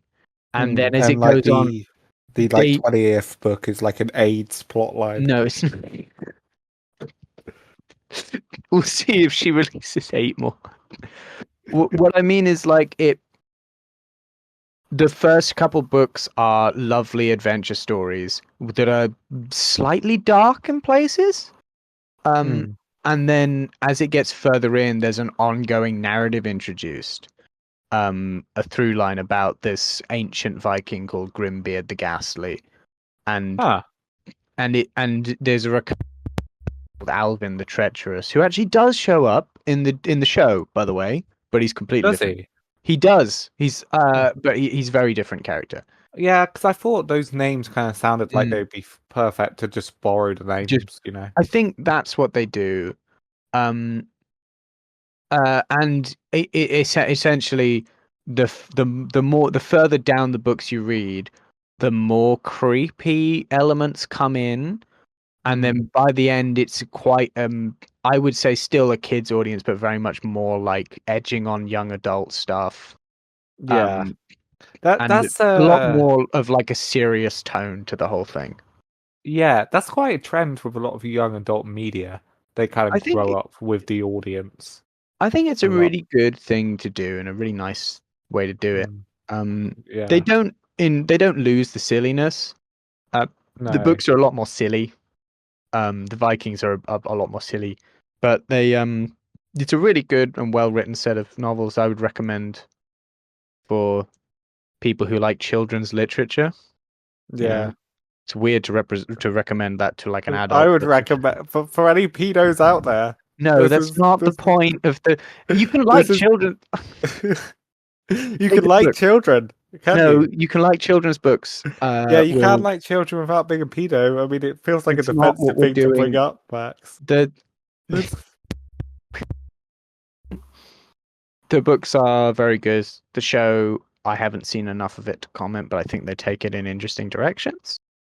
Um, there's like a sick action sequence in the show. yeah, There's they like a get very bit where good. he's like disarm yourself like a bad guy, so he puts down the shield, but then he like kicks up the shield because it's his metal leg with the hook thing on it, and he Yeah, grabs it and like blocks an arrow. It's pretty cool. pretty cool. It's Yeah, pretty cool. cool Um, stuff. I think yeah, expanded media. That's all right. There's likely books based off this version of the franchise as There well. are comics definitely based off of Oh, this. Dark Horse bought the rights. yeah. And did a This couple. I don't know if they're any good. So is it all canon then? Like the Hmm. shows to the films, at I least. think I think yeah, but loosely. It's very Mm. much along the lines of the films don't really pay much attention to the show, but the show moves around the films. Kind of like Like Agents of Shield. yeah, but a little more like a little more like a the show was built to fit in the gap between two films. So yes, but if you're writing a film, I don't think they care. If you're Yeah, writing the show, pay attention. yeah, Um, so sort of like Agents of Shield, but less world-ending events. yeah, yeah. Well, Agents of Shield kind of went off the rails a little bit from the normal MCU Yeah, after all. Agents of Shield went a bit weird. Gotta love Agents of Shield though. They have like a full sequence rendition of "Don't You Forget" by Of what? Simple Minds. "Don't You Forget About Me" from The Breakfast Club. But Oh yeah, they have a yeah, full version of that song. yeah. It's a good show, man. It's a good show. But they wouldn't do that in series one. No, well, I kind of like that though. I like. You know what? Here's something I enjoy, right? I've only done this once because it's very difficult to do this because you've got to find your audience for this, right? Mm, But take something like an Agents of Shield or like numerous other things and like show someone interested in it a large chunk of it, right?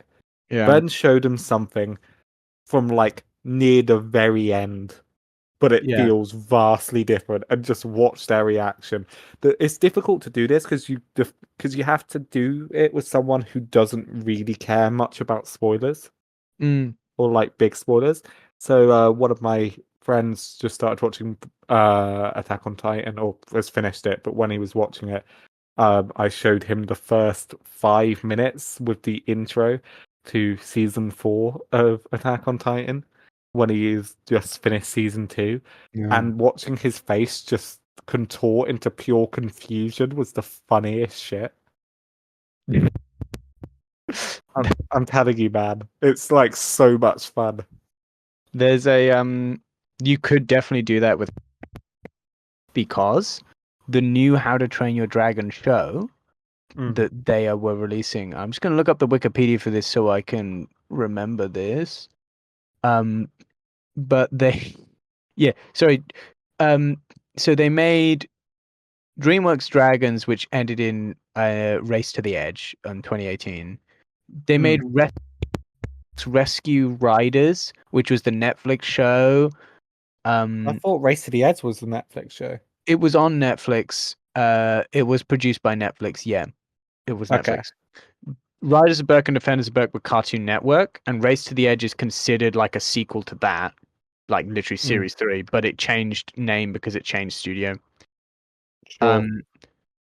And then we also got Rescue Riders, which was the like kids show one for like toddlers, which was on Netflix and then Peacock. But what you could, this is the thing you could show people to be like, what the hell, is show them that film and then show them the now concluded they made 8 series Peacock / Hulu show from 2021 to 2023, DreamWorks Dragons the Nine Realms. What?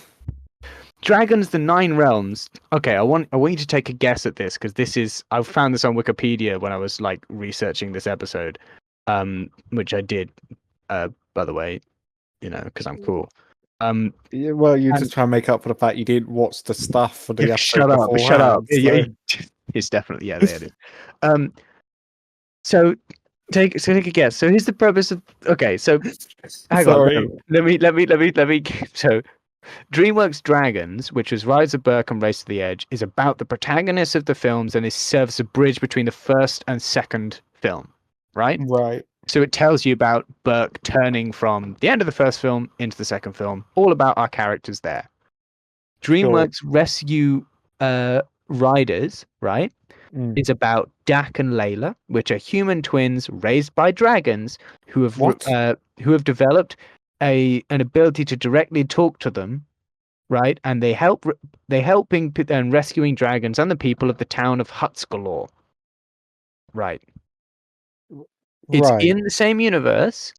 It is kind of, I don't know. I don't think it's in Berk, but it's very much sort of like along with the dragon. Let's say in the village, everyone is thrilled the idea of living with dragons.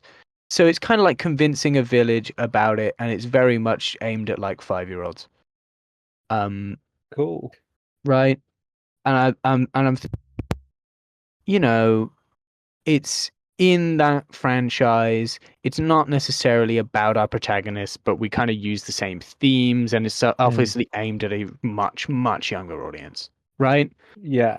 You're thinking the relationship Sesame Street has to the Muppets, where it's like, yeah, they're technically around, and but they don't often interact. Yeah, but they're definitely there. Yeah, like you get a cameo or something. I believe so. I don't know what time period Rescue Rangers is set in, but it looks to be just somewhere else in the same world, right? Vague medieval is what it looks like. Rescue Rangers, this is not Rescue Riders. Sorry, Rescue Riders. That's what I meant. Sorry, because I just found that on the Netflix. That was all. Yeah. So I think you get the vibe. Yeah, right? It looks very childish, which isn't a bad thing. But yeah. Now, those are what we got so far. In 2021, a new series was produced called The Nine Realms. Can you take a guess what the premise of this is? Alternate universes. This is what I will talk about as the what the hell thing. Yeah. Alternate universe is good. It might as well be. Um, Oh, I so was just this guessing it from Nine Realms, the title. this series is set 1,300 years after the events of How to Train Your Dragon. What? Does it need a time jump?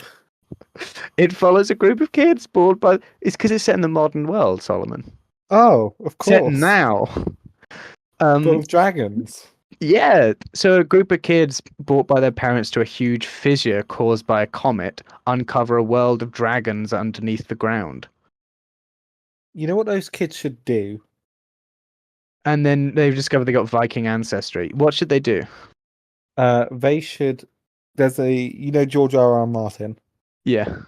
He's done an interview where he's asked if he had a dragon today, what would he do with it? And they should Mm. go watch that interview and do what he said. I don't think that's going to be somehow, I Do you don't know think what that. he said he I've would got do? no idea what he said he would do. He said he'd fly it to the Kremlin and burn Putin.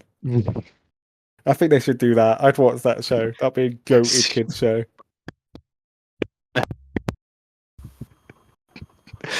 um, they, but can you imagine that? Like you watch the film we just watched, and then And then you watch the Kremlin getting burnt down by dragons. Yeah, I'm imagining it right now. It would oh, be so sick, Max.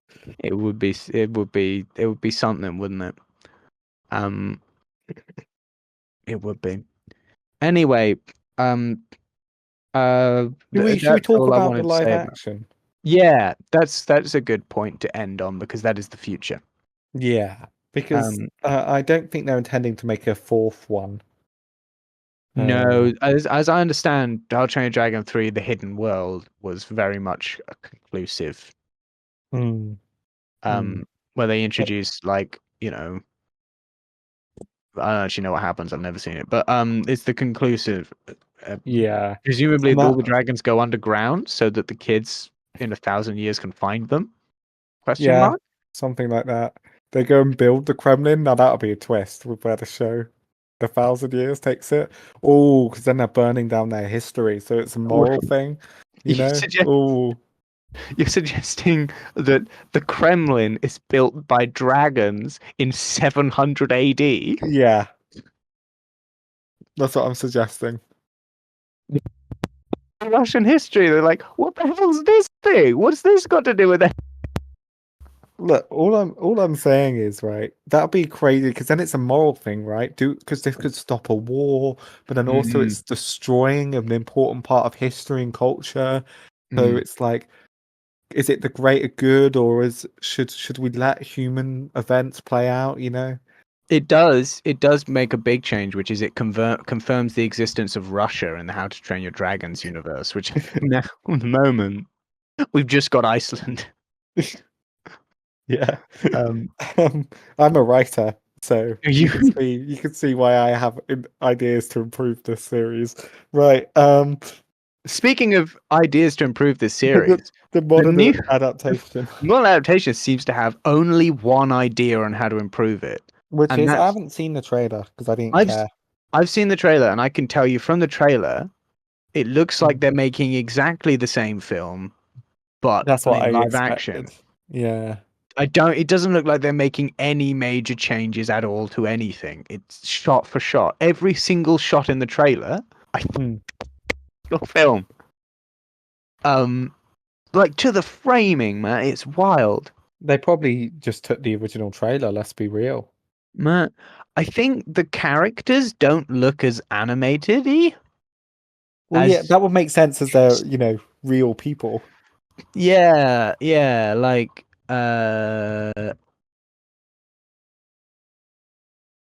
yeah, like in um uh hang on. Are you good? I'm looking up a picture of the characters from the trailer of How to Train Your Dragon. Um, I've got no idea. I'm getting there. Yeah, they do age them up over the series. There's loads of pictures of these guys.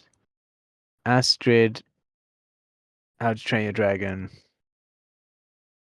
Hulk, cover me.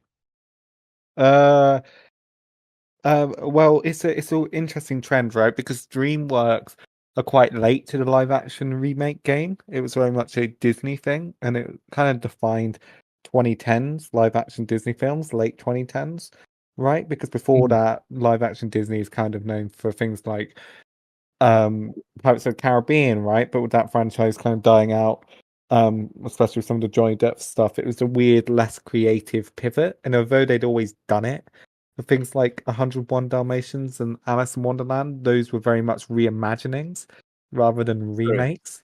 And that's how some of this started. The live action Jungle Book was a bit different, and there's some differences in Beauty and the Beast, but they have felt even the more creative of this new modern blend of them have still felt very rigid. And it looks like that's the Yeah. direction Dreamworks is going in, which is quite unfortunate, I think. Uh, I've looked up. They look like they're wearing cosplay of the characters in the film. They're Really? there's very little change. What's the casting Astrid like? has a different hair color. What's her hair color? I actually don't know. Yeah. Find screenshots of this trailer. I How think she to has brown train. hair. She has brown hair. Yeah. We'll look at the cast. I'll Train Your Dragon trailer. I'm just looking up the cast now. Oh. Mm. It's very much they just look like they're doing, you know, So Astrid the is played by Nico Parker. yeah, here British. she is. You might actually be Scottish in this, Max. That might be the change. Maybe hang on. She speaks in the trailer. I'm just gonna listen to. No, she's American. Ah. Well, she puts. Um, Sorry, they got a British accent. Someone with a British accent and made them go American to be more like the film when it doesn't make any sense in the film. yeah, What? yeah, Okay. yeah, yeah. No, very much so because how are the Americans gonna know what it is? I put a picture from the trailer in the chat. Uh, um, so they look very much, it's just the film that they're making. I don't know, man. I don't know what the point of this. Do you think anyone was asked? Do you think Do you anyone really? Do you think anyone was like, was what we really asking? need? I don't know. I think it's like what you were saying about DreamWorks is late to the game and just does it, is doing it for the sake of doing it. Yeah. No, they very much are. I, Oh, I suppose. okay. Yeah. I've just had an article come up on this. Live action How to Train Your Dragon director defends Astrid race swap when not making a shot-for-shot remake. There's a race swap Apparently Astrid's a different race. Was she? in the trailer. Did I miss that? I don't. Niccolo Parker apparently isn't. Oh, she isn't. She's just. What? Oh, okay. Extensive research has gone into this episode, dear listener. We know what we're talking about. We've been going for 2 hours. No, hang on. Is she? That looks like a different woman. What? I Sorry. I feel like we are going off topic now, given that neither of us understand what this is. Oh Um, no, it is the same woman. I'm just being an idiot. Can I say something real quick? yeah. Okay, potentially controversial, potentially not. Okay, I am so sick, by the way, of Hollywood doing this shit, right? They like make a live action remake or like a reboot or whatever, and it's just the exact same shit. But then they get someone in from a different race from the original, right? And then the director or the writer online is like, yeah, it's because we're not doing a shot for shot remake. And it's like, right, but you are doing that. And why can't you just say it's because we want it to be more inclusive? Because that's not a bad motivation. So why don't you just say that? Right? Why do you have to Because say, oh, that's because it's part of our creative liberties? Because it mm, isn't. Because if you were going to be creative about it, you'd make it impact the story. But we all know it's not going to impact the story. And also, by the way, I don't like the move anyway. Not because I don't like to see people of different colors on screen, but because, okay, Because it bugs me because it's just trying to score brownie points rather than telling stories about people from other cultures written by people from other cultures, right? And once again, like, there's nothing wrong with just colorblind casting, Yeah. but if you So might as why do you well, feel the need to defend it? yeah, why not just say because really you get more brownie points if you're saying it's colorblind casting rather than just Yeah. trying to say I like just don't get, oh, it's not a shot by shot remake. But it bugs me that their defenses are dumb. It also bugs me that they say it as if they're doing something brave. When that's something true. brave would be allowing someone from like a different culture, right, Mm, to tell a story that's very relative to their culture that's not been tried in the West before. That would yeah, be much braver. And I think we should be doing that, right? Rather than, oh no, I'm sorry. It's my problem isn't just to make it crystal clear, isn't that they cast a woman who isn't white. It's that it's the it's way this whole culture that the behind it and the way the mm. discussions are had. It's just And it's stupid. and you're right, we should be looking for you can't just tick box things.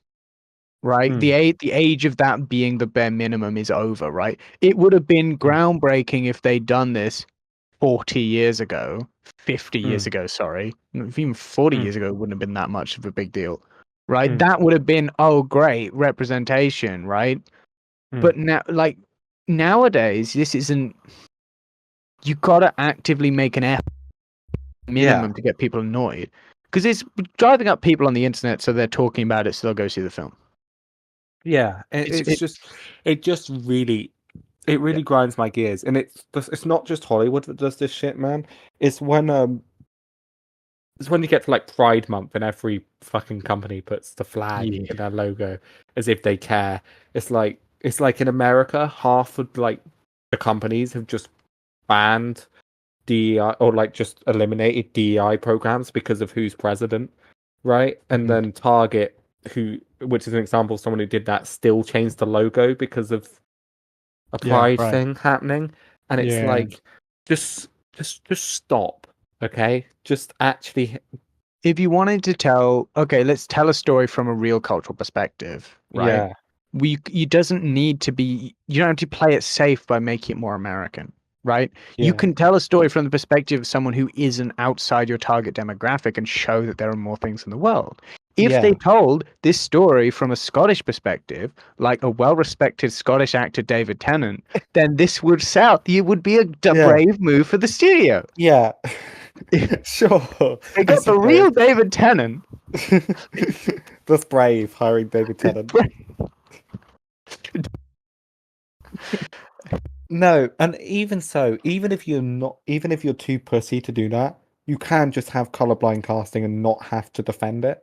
Yeah, By the way, I by the way, even if you do have colorblind casting, you don't even need to acknowledge it because when you like have to defend it, that gives the people criticizing it power, yeah, I think that's right? true.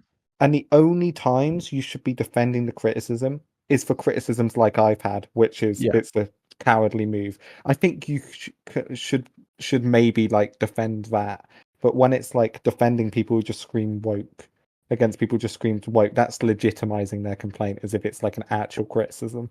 but it's because it's a sensationalized argument, right? Mm. They're using it as PR for the film. It's They also, helpful to yeah, have they want the debate to controversy. happen. Yeah. So that's why it's a debate that is so easily divisive because it's so stupid. There's no Yeah, nuance here, right?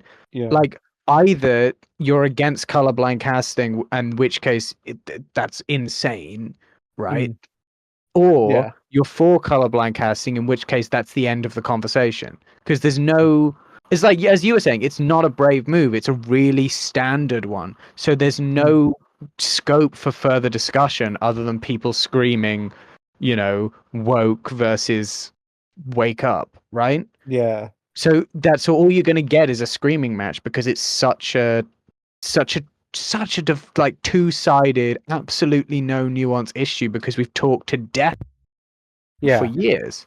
Yeah, it's every like remake now. I swear to God, this conversation gets dragged up, and it's just so boring. Mm, It's so boring. It's like I don't care. yeah, Yeah. uh, that's true. Oh, and then there's always those people who are like, well, you wouldn't like it if they colorblind casted a white person as Martin Luther King, as if that's remotely the same thing. Yeah, yeah, yeah. It does, yeah.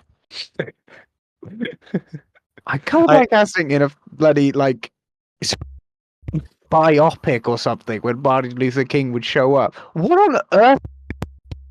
like no one's gonna do that. So like, But under what circumstances would you though? yeah, it's like When this is the same thing. It's like trust me, it isn't. like the amount of times Martin Luther King shows up in films, I think is fairly rare.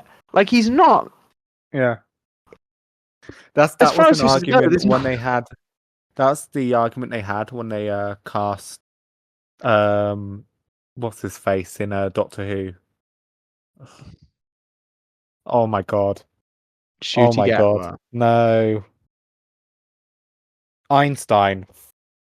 Oh, Apple. Newton, Newton, Newton. Isaac Newton. Fuck. I knew it wasn't Einstein as I said it. Of course it's not Einstein. Shut up. Ignore the fact the term Different time Einstein's period, first law just came to my hundreds head. of years away, apart from each other. Um, yeah, I. Um, Well done, internet. You made us have that conversation on our podcast about man, this. yeah, what a great. And so, What a great ending point, what? right? Yeah, and now we. Would you think you're going to go see the live action thing when it comes out this June? Probably not. Fair enough. I maybe if we didn't get live action remakes of things all the time, I would. And I don't have particular nostalgia for this anyway. Um, mm, I don't know. I'm kind of it tired of does. live action remakes, I to be do say honest. it does have Nick Frost in it. Ooh, I don't know why, but he is. I just Yeah, I'm there's just not kind a of point. tired of live action Um, remakes. I just think they're so boring. Um, I don't know. Maybe I'll see it if it like pops up onto Netflix and I'm bored. I would see it in the context of talking about it online, probably, yeah. but I can't see any other context in which I'd see it. Well, fair enough. What about you? Do you think you'll give I it a watch? I don't think I like, and I would watch it with other people, but I'm not going to go myself to see this film. Yeah, Um, I mean, if a group of friends wanted to yeah, go see it, I wouldn't be like, I'm not against no, seeing it. It just it's doesn't it's it's interest me. such it looks like fine, right? It just looks like the film we watched, but less animated and therefore worse. Probably, yeah, it'll probably look less pretty with the flying scenes. Yeah, yeah. Or it will look the same, in which case you're like, well, what was the Oh, point in spending money here? ugh, I don't like that. What? Live action Toothless. Well, he just looks like Toothless, but He's way too smooth. yeah, I don't know, man. Um, Ew, anyway, that's quite creepy actually. it's a creepy dragon. Big creepy dragon. He's cute in the initial one. Yeah, it's because everything's smooth in the initial one. Yeah, Um, that's true. Right, oh, yeah. Okay. yeah, Anyway, all on right. to our annual weekly segment. Yep, Um, which is we didn't come up with a name for this in the years of doing it. Um, what did you do towards your own projects this oh week, yeah, this one. Uh, Max? What have you done? I looked at so then the last section I last thing I've been doing music theory, and I have Mm, developed a little bit of understanding of how you can write a bass to a song mm, um while that sounds nice.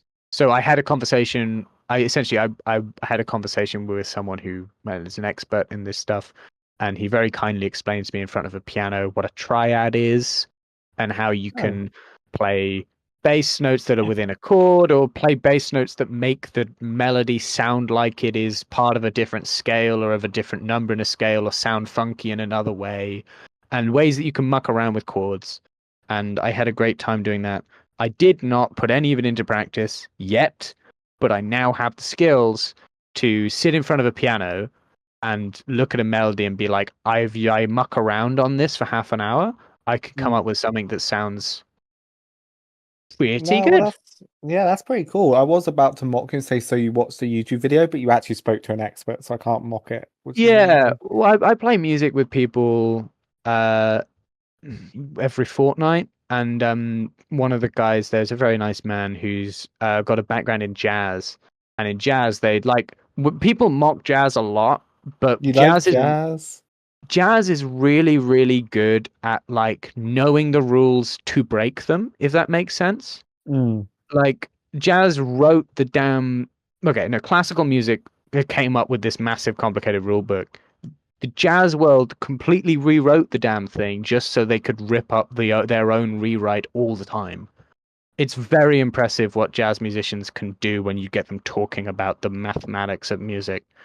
And so he was really helpful in telling me all about this complicated stuff and then reducing down to like, these are the basics that you should work on now. These are how you could. And it was really helpful just talking to someone about that. Mm. What did you do with your ongoing projects this week, Solly? Nothing. Yeah. Okay, I have been ill the last few days, to be Mm, fair, and it has mm. been like 4 or 5 7 days. days. 7 full days. It hasn't been seven You've days been since ill we for filmed the 7. last. It's not been 7 days since we filmed the last one, No, it to be hasn't. It fair. was like 4 days ago. So Yeah, and yeah. I was ill Friday, today, and yesterday. So, Mm, yeah. So so quite a lot of that. yeah, in my defense, but I have thought about my projects. That's pretty good. You keep it in the presence of mind. I Um, thought about I'm going to do a big Attack on Titan review video at some point, and I thought about Lovely. how I'm going to distribute it, the different parts of it. I estimated a length it would probably be, although that's not like I'm going to try and make it to this length, right? That's a Mm, guess at how long the video would be. Um, we'll see. I could be wildly off. I kind of hope I am wildly off, but we'll see. yeah. So I'm guessing Well, it'll be 6 hours long, but mm. Well, I really? I really think it could be 6 hours plus, but Well, we'll see. we'll see. Um, okay. Expected release date 2039. Yeah. So Um, he'll only release it when DreamWorks, finally stop being cowards and give us the Tenant cut. Um, I'll release it when House of Change the Dragon gets its second live action remake. well, I really hope that doesn't happen. It's bound to, I reckon. I don't One know, day. because like even Disney hasn't done a sequel live action. They have done a sequel. They just did a spin-off of Lion King. What? Oh, They they just did did. They did. Mufasa. They did the Mufasa film that was Yeah. sucked and was bad. Well, did you see it? No, but I looked online and it's the only Lion King film in the franchise to not be based on a play. You're right. That instantly makes it terrible. It does. All of the others have like they're the same story as a play, Well, as a even like famous play. Lion King 2.5. Even Lion King 1.5 is based on a Oh, famous play that is still performed. Yeah, okay. because Lion King 1 It's based is on the Lion King play, yeah. is Hamlet, Oh, but with lions. You don't know? no, I What did is? know that, but there's Yeah, also a play called The Lion King. it is. It is. It's a play based on a film based on a play. Oh, okay. Lion King 2 is Romeo and Juliet, and Lion King 1.5 is Rosencrantz and Guildenstern Are Dead, which is a Oh. 1980s or 90s play about these two side characters in in Hamlet called Rosencrantz and Guildenstern, and it's the story of Hamlet but only from their perspective. Maybe Mufasa's good, Max. You don't I know. don't think it's good. No, I don't either. But you never know. Moving on to the final segment of the show, Yes. which is, Yes. and I get to do this one this week. No, you don't. Yeah, I do. What Because do you I'm mean? asking you. I get to Oh, run the right. I thought segment. you meant you get to Yeah. recommend or get This to is the pick. wonderful segment which we like to call what do we like to call it? The next time. It's called next time. It's called After, the next time. yeah, other than the next time after the famous text from Doctor Who episodes. Yeah. Next time on Maybe It's Bunnies, what will we be looking at, Solly? Well, it's funny you mentioned Doctor Who Mm, because here's the thing, right? I've got a bunch of out there suggestions, but we've got to build to it, I feel like. you got to earn it. Yeah. So we're gonna watch something that neither of us have watched. Um, Oh, yeah. So maybe it'll be terrible. Maybe it'll don't be make me good. watch K9 and Company. Oh, I should have made you watch K9 and Company. And because I have a sneaky suspicion we'll have a Doctor Who trailer by by, Ah, by this time next week, potentially. yeah. Because there's been some leaks and shit. So it'll be good timing, hopefully, maybe. Hmm. But not when it's uploaded, Yeah. probably. Uh, but we are going to watch the first Peter Cushing Dalek movie. Oh, lovely. Very Yeah. nice. And don't Very worry, I nice. have a way you can watch it. Oh, great. Yeah. I will say, like, you say none of us have watched that. When I was 8, I saw that film. Oh, you've seen it? I no, but I tell you this, it was one of the first pieces of Doctor Who media I can properly remember, but I know almost nothing because I was so young. It's Mm. very much like I have a couple moments that are quite vivid in my imagination. So But this, I don't know how much you're willing to do for next week, hmm. uh, because I mean you don't have to do anything but watch it, but this is based on the second Doctor Who serial, which Yeah. is called The Dalek. So it's based on the same script, which I have seen, and I might, depending on how busy I am next week, rewatch it for the sake of the episode. Okay. Well, let's see if But I'm not. Yeah. we'll kind of see. The story's been obviously told in that episode, 6, 7 episode run. It's been told in this movie. It's been novelized. I have the novelization here. Um, and it's been re-edited and put into color. So this is a Doctor Who story that they've like Yeah. put out several times. I think there's other classic stories that just rip it off as well. Mm, So, you know. proper trendsetter. Ace. Yeah. All right. Yeah. Nice. So, do you want to close the show Oh then? yeah. No, actually, we're just gonna sit here.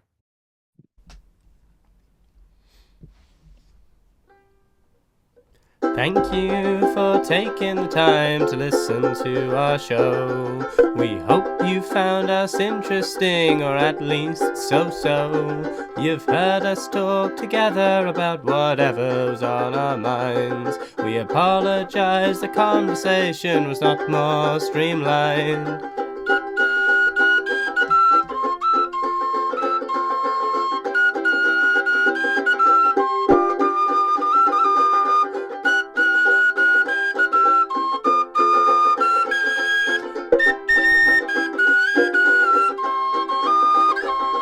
We hope you'll stick around for our next upload, but there's one thing you should take away from this episode.